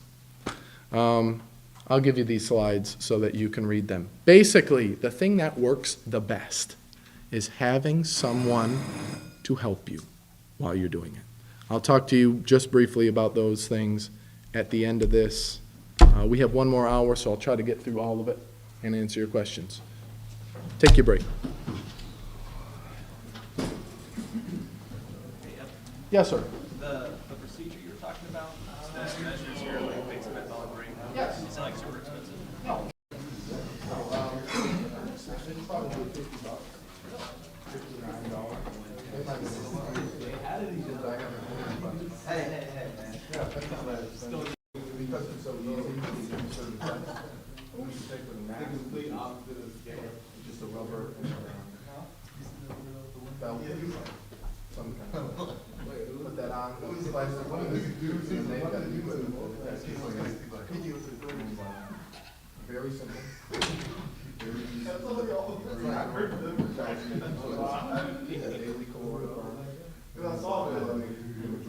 Here's a window. So oxygen goes in. You use oxygen to burn fat. Fat is excess. Saying he has no oxygen, you breathe all oxygen in, and you breathe all carbon out, and you are burning only so you're in the start measure, second, so if you're halfway in between, you gotta do it.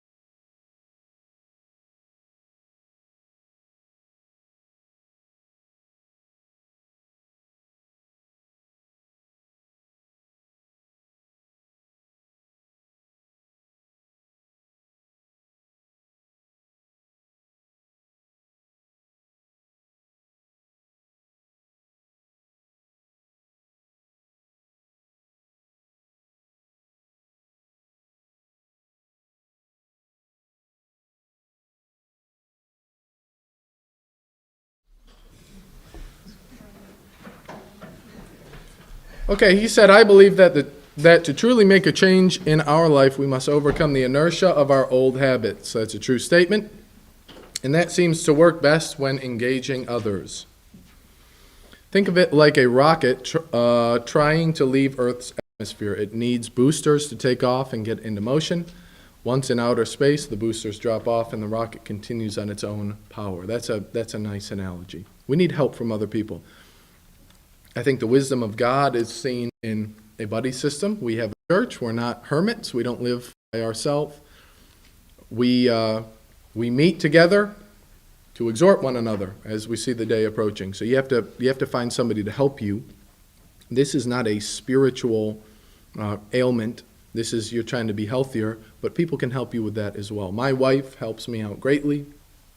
She's always been a healthy person, a very active person, and she berates me just nonstop. She used to make fun of my calves for being too small. Phew, man. I said, okay. If you need help, you must be honest with yourself and ask someone for help. So I am here. I have some good information. If you need help in these areas, I open my door to you. I want you to ask. Elizabeth Lombardo, PhD, she said, she's the author of A Happy You. If starting from scratch, the buddy system is essential, she decided. She has her findings to back that up. If you could change all along, you would have already. Maybe you need someone to hold you accountable.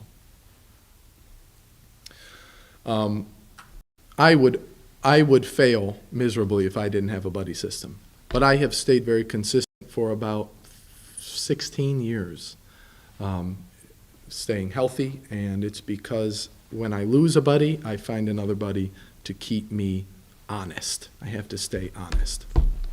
All right, incentive and tracking. Let me go back here. All right, I want you to set reasonable goals. That's the first thing. Aim is paramount to Christians, right? Christianity is about aim. What does sin mean? To miss the mark. Does anyone here shoot bows? I love shooting bows. I do these bow competitions. My goal is to raise up in the bow ranks and then go compete against Jocko Willink. He's one of my heroes. I'm going to find that guy.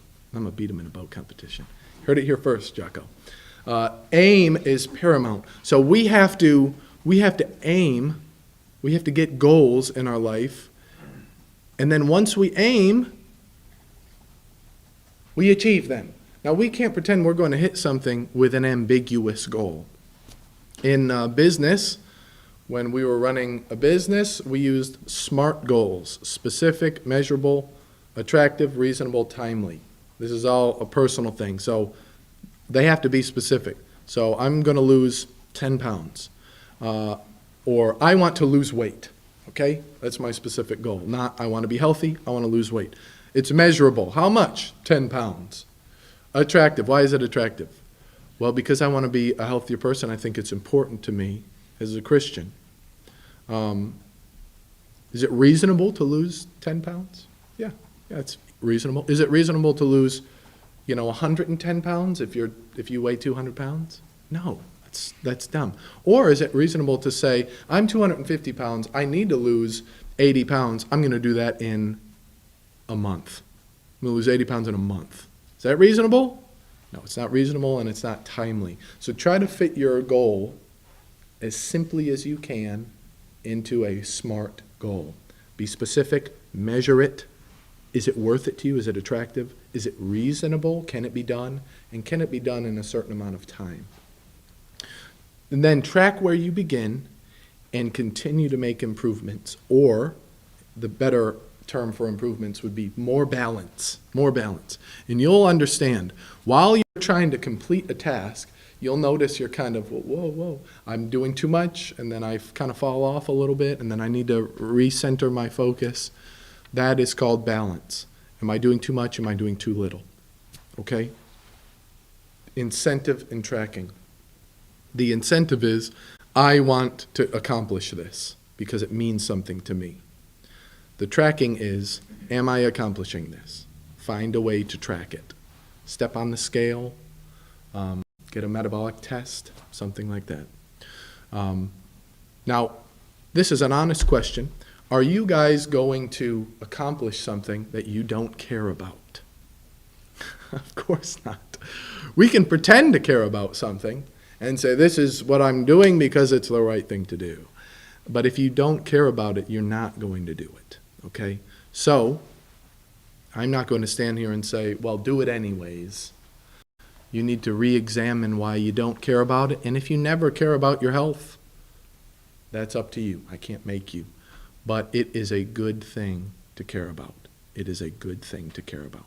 So I want to show you a few things in my Evernote. Does anyone here have Evernote? Okay, I use Evernote like a fiend. And we've got, me and my brother have all the parameters written out for everybody everywhere. Okay, you'll be able to see these. So if you want to do some resistance training, let's talk about the method. I'm going to talk to you about how much you need of this, how much you need of this, how much, and I'll try to be as specific as possible. Let me see here. Let me find the right thing. Oh, I think I'm in the right place. Boom. Okay. Are you ready? I'm going to give you, the American Heart Association says, to avoid heart disease, how much cardiovascular work do you need? Does anyone know the exact number? It is 150 minutes a week. That is it. You want to avoid having a heart attack, you need to move with an elevated heart rate for 150 minutes. That's it. You will lose weight. You will be healthier than the average person. 150 minutes. Now, if you don't believe me, prove me wrong by doing it for a little while and say, see, I'm still unhealthy. But, you know, get there. Get to that point. 150 minutes. You can do that 30 minutes of walking at a brisk pace 5 times a week. Wake up in the morning, walk for 30 minutes, take a shower, come to class. That's what that looks like. You will not have heart problems. That's it. Now, if you pound Whoppers every meal, there may be some complications still, okay? Because that's a balance that needs to be addressed as well. But if you are looking for the basics, you don't need to kill it in the gym for 3 hours every day, okay? You don't even need to go for an hour a day. You need 150 minutes in 1 week. That's it. Try to spread it out at least over 3 days, okay? So you don't want to go 150 minutes on Monday and then wait until Monday again, all right? That's not balanced. You could change it up a little bit and try to be a little bit more balanced. I was telling these gentlemen that I bike. I like to bike. I do mountain biking. I don't like road biking. If I see you on the bike in my lane, just get out of my lane. That's all I'm going to say. No, I'm kidding. I don't like being on the road. I think that's a place for cars. Now, so I go into the mountains, into the woods, and I like doing mountain biking. It takes me about 45 minutes. It is a joy. It's fun. There's a lot of adrenaline involved. It's great. But that is excessive. 45 minutes a day, that's excessive. I could cut that back to 30 minutes, 5 times a week. Just do the minimum. That's what the American Heart Association has seen. That is the number that they've put on it. It is as close as you can get to airtight. What about resistance training? Do you guys know how to train your body with resistance? I would recommend it. As you get older, your hormones sabotage you. This is just a fact of life. If you are a woman, and women have children, they have hormones in their body after childbirth that just gives them arthritis. It just is like, well, we can't really get rid of this hormone as well as we should, so here's some arthritis. Just burn it off of your knuckles. It's just crazy. One of those things I don't quite understand to its fullest. We can avoid pain like osteoporosis, osteoarthritis, arthritis, tears, bulging discs, all this stuff by minimal amounts of resistance training. That is picking something up and setting it back down. That's what that is. You have a muscle in your body. We'll use this one as an example. Its function is to support this joint and this joint. And it supports it by bending and extending under load. It's as simple as it gets. Now these joints, if they're not supported properly, they're going to start hurting for no reason, which is a real bummer. You say, yeah, but I never hurt these joints. I've never put too much strain on them. They will just start hurting because they want to, all right? You can't stop it. The only way you can stop it is by challenging it. There's a good analogy. This man built a large terrarium, and he put all these, it was one of the largest built, it was over in the West, and he put all these beautiful plants, and he put some trees in there, and he closed it off, and he tried to make it like a big work of art. But all the trees started falling over. And so they had to examine it and say, what's wrong? Why are our trees falling over? It's because there was no wind. So they needed wind pushing on the trees so that the trees would recognize there's a push and the roots would grow deep. And then the trees would stand tall. Redwoods are an amazing tree because they light on fire and then they grow thicker bark and stronger roots because of fire. Isn't that crazy? You'd think wood would lose to fire. No, not these. They're redwoods. But they need that challenge in order to be strong. That's how your joints are. That's how your body is. It needs a challenge in order to be strong, or else it will go into a state called atrophy, and atrophy is very painful. There is nothing sadder than watching someone go away on a bed, sit on a bed, and just waste away. It's a very painful way to pass, and we don't want that. We want to be active. We want to adjust that in our lives so that our body doesn't ache for no reason, okay? And it will. So I would recommend you have 30 minutes of cardiovascular. You should also have 20 minutes, this is minimum, 20 minutes of resistance training, okay? Now, resistance training is contracting a muscle, squeezing it, and then letting it extend under load safely. That's resistance training in its purest, simplest form. You have an axis here and an axis here. We're going to slide those axes together, and then we're going to hold it and try to slowly let it come apart while we hold the weight. We don't want to break our joints as we let it back down. So it's very easy to hurt ourselves doing resistance training if we don't understand how the body works. I would recommend asking somebody. You could ask me, and I will show you. I could even show you in the gym that I'm building for you next to your house. So I'm putting that out there. And we can thank Steve for that. Now let's talk about some program design, just so you know. There are some differences. We built this. Endurance is best developed with 1 to 3 sets of 12 to 15 repetitions, okay?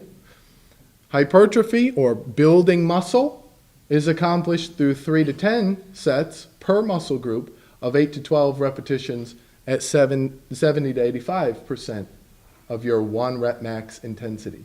The National Academy of Sports Medicine has put this out. Maximal strength, you want to be a beast, that's best developed with 4 to 6 sets of fewer repetitions, 1 to 5 reps of 85 to 100% of your 1 rep max. And then power adaptations, power is like jumping, throwing, tossing. Power adaptations are achieved through 3 to 6 sets of 1 to 10 reps at a very low intensity. So there are different energy systems in your body that you can train very efficiently. I would pick the easy one, which would be endurance and stability, and I would work on that until you have the endurance to move on to something like strength. And then once you're strong enough, then you can push it a little bit and see how strong, just how strong you are. But let me caution you. If you're starting, do not start backwards and go, I'm going to do maximal strength, and once I know how strong I am, then I can work it. No. You might test it. You might test it one time and see how strong you are, but you need to start somewhere. Even if you were great in the past, if you did look like Zeus in the past, but now you look like Jesus, start low, start simple, and build your way up, okay? There is nothing more discouraging, in my opinion, to your health and fitness than hurting yourself while you're doing so great. And that is easy to do. So we want to start easy, where you can't fail too hard. You can fail comfortably, and then you can work your way up, okay? So that's program design. I've got these programs already made for you. I've got power, I've got strength, stabilization, all of this. You say, well, I want to know what strength and endurance looks like. Here it is. I've got it for you. Every single thing that you could every question you can have about, well, this is what I want for my body. I want to run, and then I want to do a little bit of this. Flexibility, core, balance, plyometric, all of these. You have your resistance, strength, and endurance exercise list. You can click on these things. It'll take you to a link that shows you how to do them. It's already made, and the point I'm trying to make is you don't have an excuse. I have this free app where we have made this free program that could be for you. All you have to do is say, could I get that? And I'll go bloop, and then you have all of it. And then you can work out in the gym. That's going to be right over here.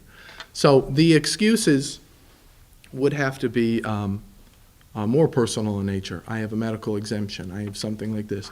But just try starting basically. If you have something like corrective exercise that you need to do, I can help you with that. I'm currently still doing that part-time. You have a torn rotator cuff and you need to rehab it.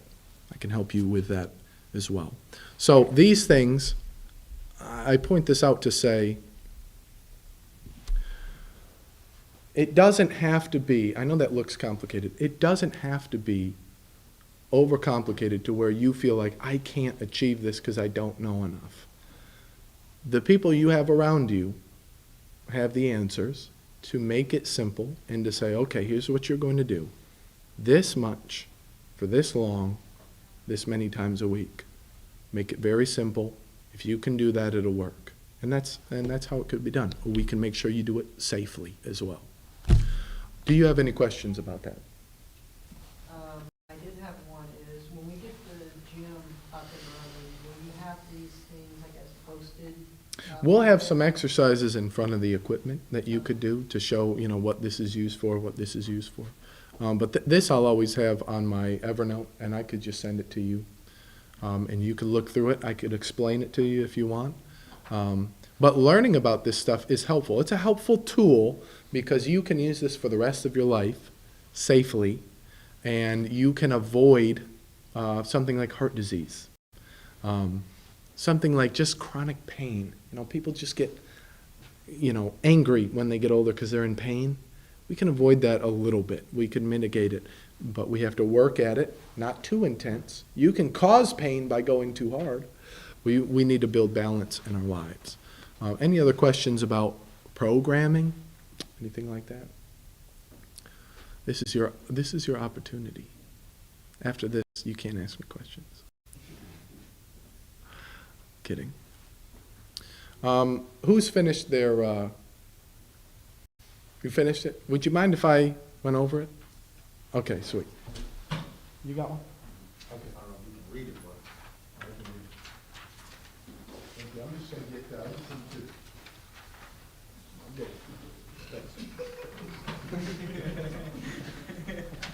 Okay. Epiphania. You're okay if I read these? Okay, all right. Zoran and Epiphania, are you happy with your physical health? Zoran didn't write anything. Epiphania said, I'm okay, but I'm working to be better. So what are you doing? Working out every morning, Monday through Friday. Monday through Friday every morning. Okay, how long? Try to do about an hour every morning. It depends if I'm doing cardio a certain day, which is Tuesdays and Thursdays, so I go about an hour and 20 minutes. Okay. Is that manageable? Oh, yeah. Do you have a family? Are you in this school? Is the school difficult? Yes. Yes, it is difficult. So you have a family. Is family life good? That's great. It's great. So your family life is great. You're in school. Are you doing well with your grades? I believe so. Okay, that's good. All right. So we're happy where we are generally with our situation, and yet you have the time to complete this. This is good. How often do you exercise? Zoran said 4 to 5 times a week. What are you currently doing? Sometimes I might go out and go for a run. Good. Sometimes I just go out and play basketball. Basketball's great too. I have my own set at home that I do too. Nice. Right, and you're able to elevate your heart rate. Okay, so cardiovascular work is anytime your heart rate elevates to a point that cannot be sustained all day. That's a really simple way of putting it. If I was in good, healthy fat burning, I'm kind of doing a slow jog. That's exhausting if you do it all day. But it shouldn't be exhausting for 30 minutes. So something like playing basketball, walking, jogging, lifting weights is considered cardio, even though we want to say it's not. Cardio is the ability to lose your gains. But no, anytime your heart rate increases, your cardiovascular systems are being trained. That's very important. Zoran, how often do you eat cooked meals at home? You said almost every day. That's good. Now, when do you eat out? Sundays. I do Fridays and sometimes Sundays. How often do you eat cooked meals at home? You said often. Would you say every day you eat? Okay, that's good. When do you go to bed and when do you wake up? You guys are on a schedule. That's what I like to see. You're on a schedule. Zoran, you get a lot of sleep. I try to go to sleep at 10, but sometimes. Sometimes you don't? Okay, but you wake up at the same time every day. That's the goal. And we can do that, right? Even with a family, even in school, even with exercise. Okay, good. On a scale of 1 to 10, how energetic do you feel during the daytime? Both of these guys, 7 and an 8. Do you think being physically healthy is important to a Christian? Yes. Do you have time while in school to exercise? Zoran put sometimes. When would you not have time? Finals. Exactly, finals week. So if every week is like a finals week, and you say, well, now I have an excuse. You know, if you wake up early on finals week and you hit it even harder, you are going to be more ready for that test. You're going to sit down like, okay, I've got all my ducks in a row. I'm feeling great, because the more discipline you have, the more freedom you have. So if you are disciplined enough to wake up early in the morning, meaning you're disciplined enough to study for finals the week before instead of the week of, again, that's just another form of discipline. Do you have time while in school to cook? Yes, everybody has time. And the point I think I'm trying to make is it's not that difficult. It's not that difficult. It just has to be recognized. So I will start to end by saying, and just giving a recap, we need to track what we're doing, okay? So you need to start tracking, am I exercising? How often? Did I exercise today? Yes, I exercised today. What am I eating? Is what I'm eating good? Maybe track what you're eating for a week, maybe 2 weeks, just to get a handle on how you're doing. And then you'll be able to look back and make changes. If you don't track it, you will lie to yourself and you will forget about the unhealthy stuff. And you'll have an optimistic view of what you're doing. But if you actually write it down, you'll look at it and go, oof, I can do a little better. And there's nothing wrong with that. You can always make improvements. This is a good area of your life to be disciplined in. Now, DJ has said he's going to lead by example. We are going to do our best to get this gym finished so that everybody here can work. If you don't want to work out in there, I understand. It won't hurt our feelings if you like going off campus. But we want to try to eliminate excuses and start an initiative of health. Healthy initiative. This school is known to be a 40-pound school. You come here and you sit down, and that's it. There's a snack machine. So sometimes we sit, and then we get up to go get a Snickers, and then we sit again. I cannot tell you how bad that is, okay? That is so, so bad. Again, if you have a problem with cigarettes, and you don't see how that is killing you, you need to readjust a few things. You will die young, and your family will mourn your passing. Okay. Also, I'm sorry to be dismal, but it's the truth. It is the #1 cause of death in America, and I don't know why people cannot see it. Obesity is just, it's on the rise. So with that, might I suggest, again, one more time, please come and talk to me, because I enjoy this. I really do enjoy fitness. I enjoy helping people achieve a small goal in their life so that they can springboard off into some other things, and this can help you. I asked some people what they thought I should talk to you about, and I compiled a list of those things in my memory. My father said you should give them an example. My dad is a very healthy person. He could run any of you guys down, and he's almost 70, so think about it. He was running with these teenagers who were running track, and he's in his 60s catching these kids. So my dad takes it seriously, but he said, here's an example. When you talk to someone who is of a different faith, maybe someone who is a Baptist, and you'll offer them some facts about God's Word, they will get combative, and they will not like it. They'll hate you because you're giving them facts that sort of go against their lifestyle. So he said, don't be combative. Be very open to these ideas, accept them, and try to apply them to your life, and they are for your benefit.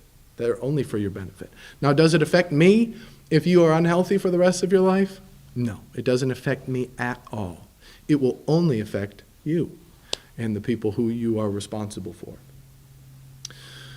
So please reach out to me. I'm not trying to be combative. Then I talked to Jason White. He's one of the dads over here, also runs an insurance company. And he said, health insurance, it's very expensive.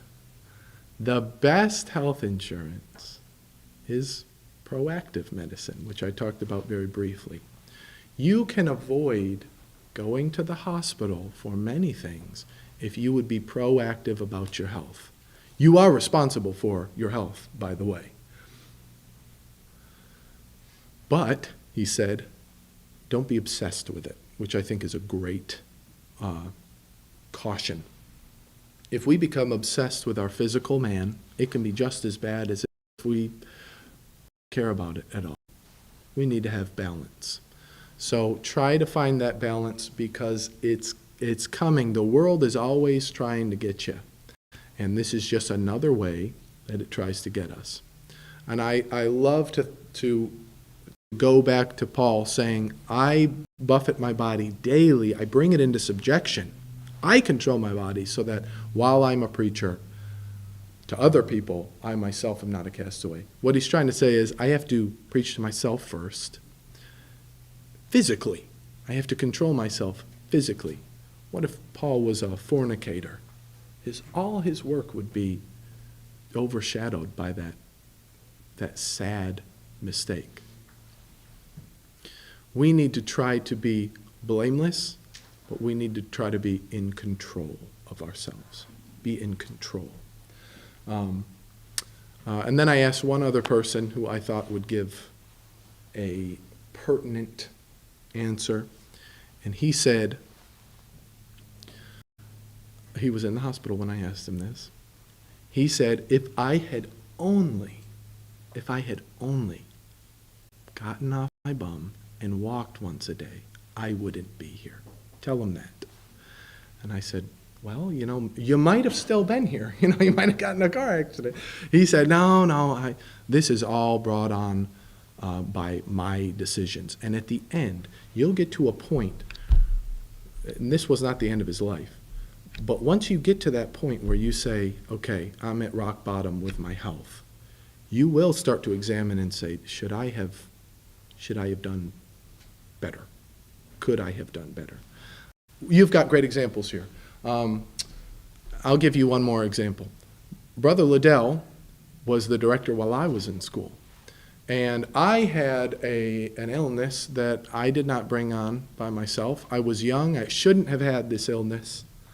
And I was succumbing to it.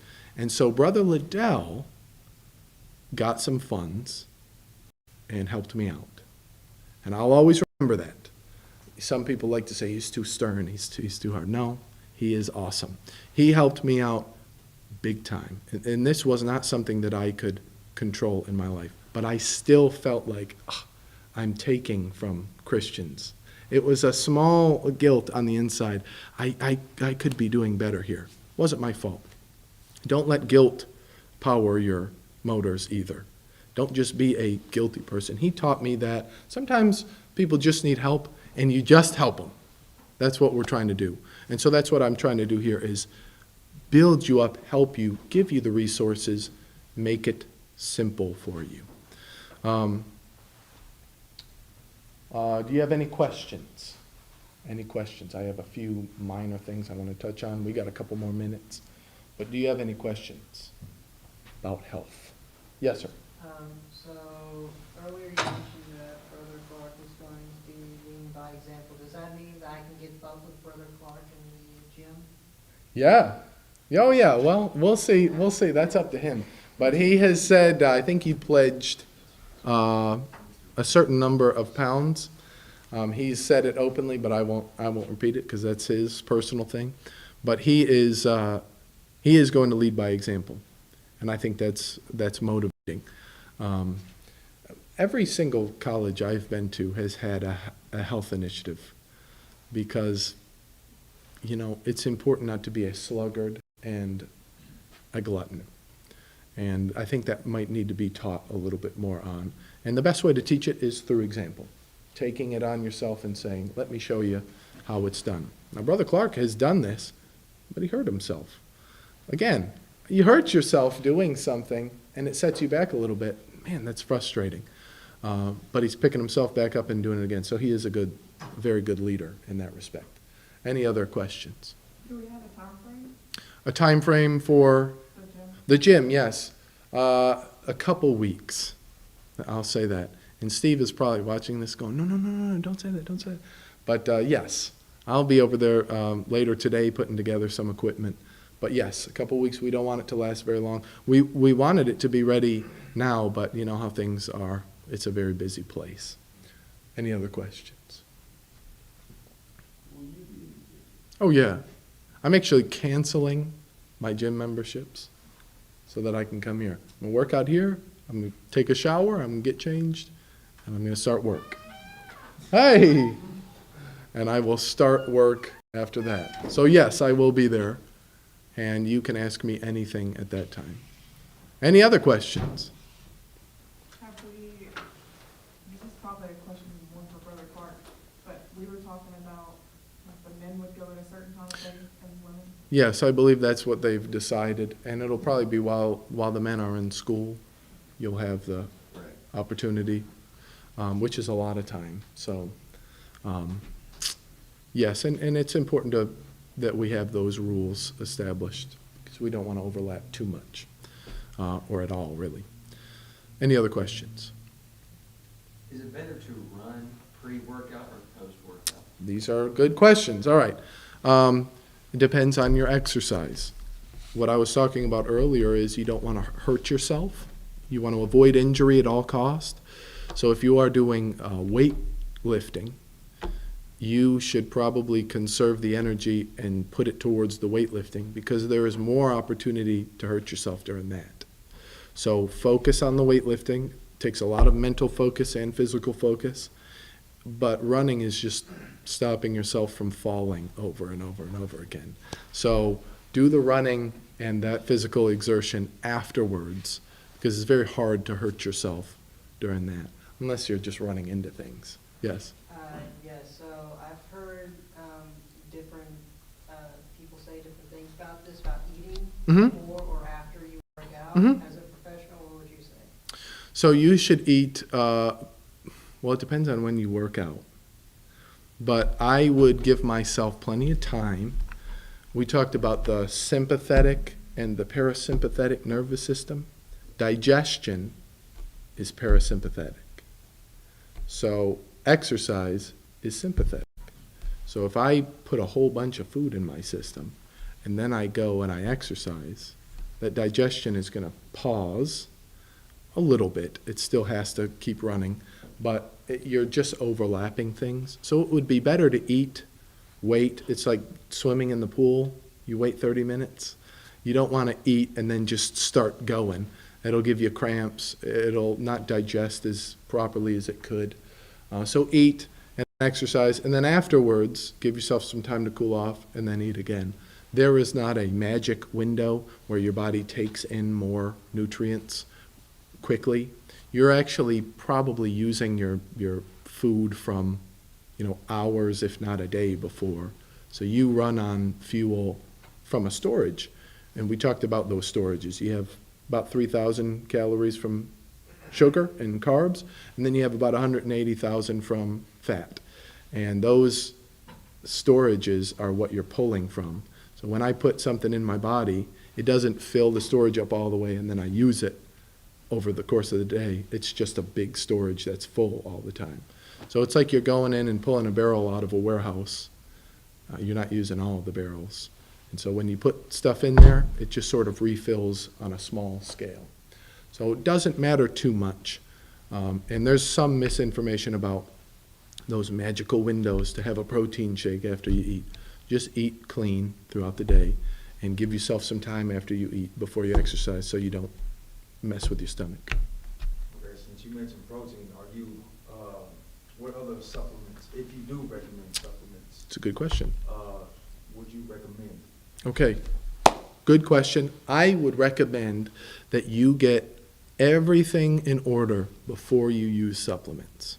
So, some of these questions. Do you eat cooked meals at home? If you don't do that, don't eat a supplement. A supplement is supposed to supplement what is already happening. Okay, so if I have, we look at my plate, and you put your plate down there, and you eat healthy stuff, and you know you're getting enough macronutrients and calories in the day, I'm there, and then I'm exercising a lot, so my body has a deficiency in something, so I'm getting tired, I'm getting worn down, then I would need to supplement so that I don't wear down because I'm being so active. I could supplement that first by just eating a little bit more.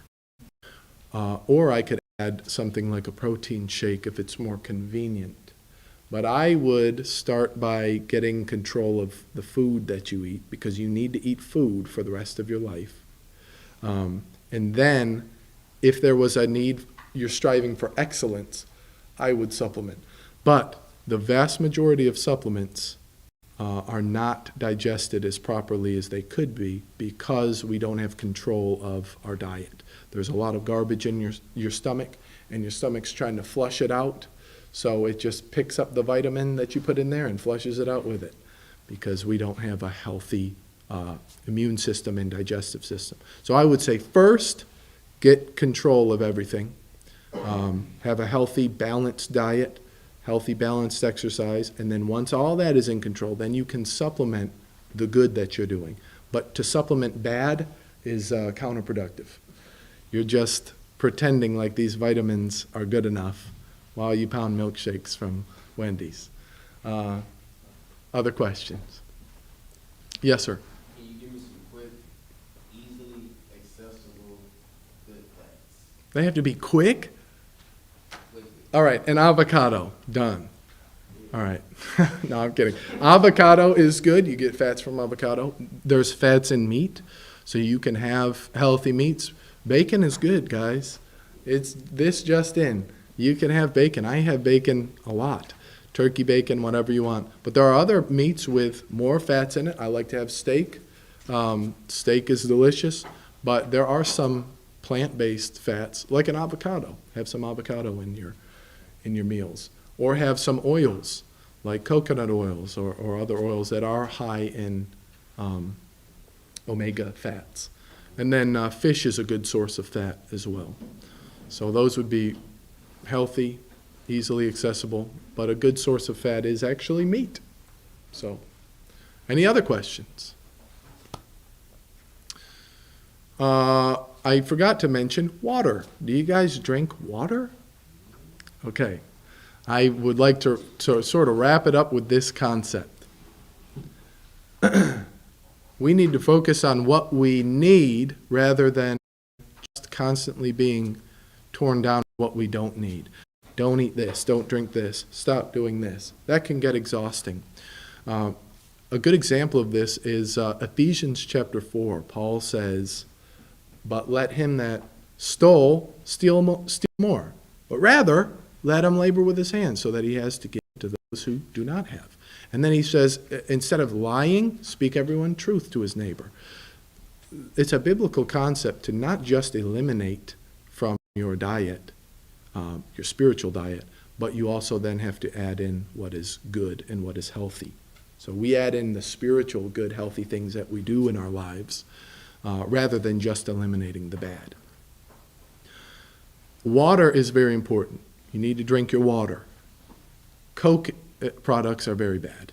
You need to not drink your Coke products.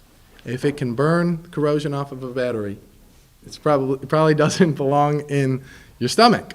So drink more water, but don't just cut out the Coke products, okay? Don't just cut out the bad. You have to then add in the good. So you should be drinking, some people say a gallon of water a day or an ounce for every pound of weight that you have. It's ridiculous. I mean, people get really crazy with this. Just try to have 64 ounces a day. We start there. 64 ounces. You might have something that's 32 ounces, a 32-ounce bottle. Just do those in a day. That's enough. That's enough. You don't have to go overboard. Now, as you exercise more, you might sweat more. So as you're sweating and losing calories, you need to add back in. Maybe drink an extra glass of water that day. But you need to drink water every single day. Dehydration is, it will get in the way of a lot of things, and it'll also start to cause pain in your body. Dizziness. If you've ever been dehydrated, when you were playing sports as a young kid, you probably threw up and then had to go sit down on the sideline for a long time. Yeah, that's what a lack of water can do. So drink water, but then bring that concept over to food. I don't want to not only drink bad stuff, but I also don't want to eat bad stuff. I could spend all my time and energy saying, but I shouldn't eat this. I shouldn't eat this. I shouldn't eat this. What I would like to recommend instead is to, with the resources that I've given you, very simple resources, take them and say, this is what I need. I'm going to focus on what I need. I'm going to get the meat that I need. I'm going to get the vegetables, the fruit, and the grains. I'm going to put that all there, and I'm going to eat that. That's what I'm going to do with this meal.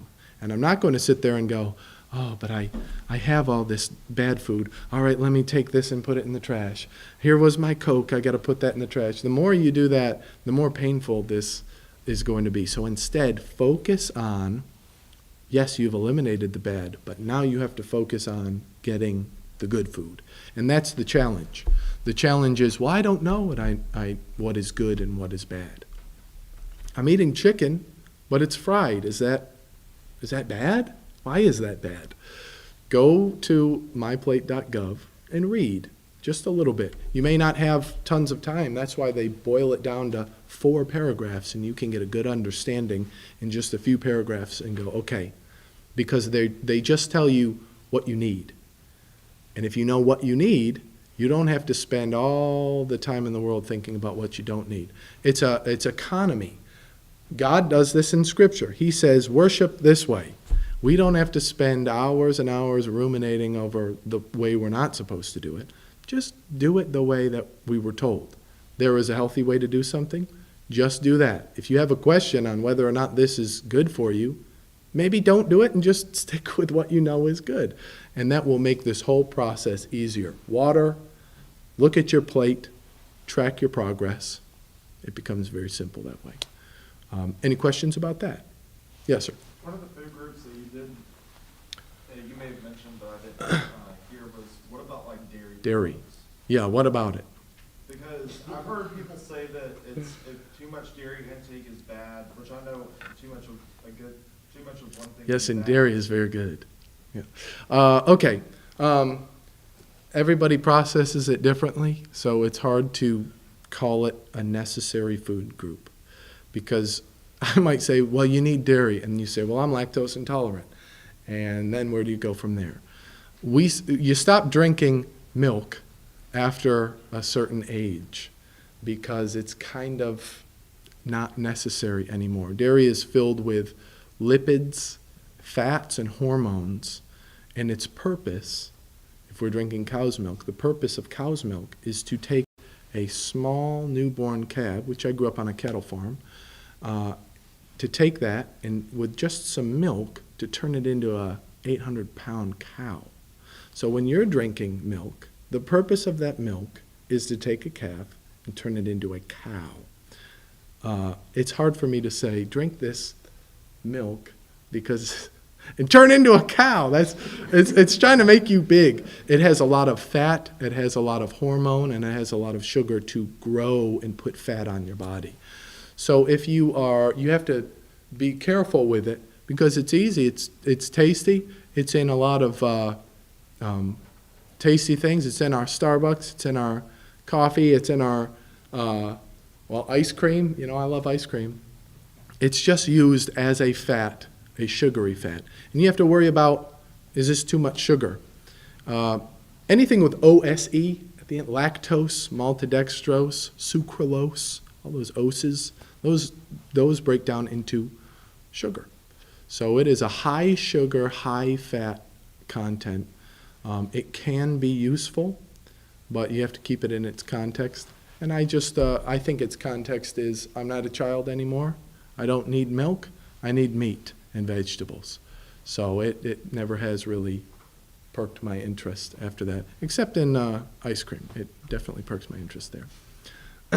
Any other questions? That was a good question. Any other questions? So there's a lot here. You turn in these. I just want to look at them, see if anybody needs any help. I will be across the way. My office is, you walk in the doors across the way. It's the first door on the left. I am going to leave my door open so that you guys could ask me questions. I showed you my programming. It's all done for you. Again, this has to be simple and easy. This is a lot of information. It's important to the Christian, but allow me to make it even more simple and just explain it to you and say, it would be best if you just did this.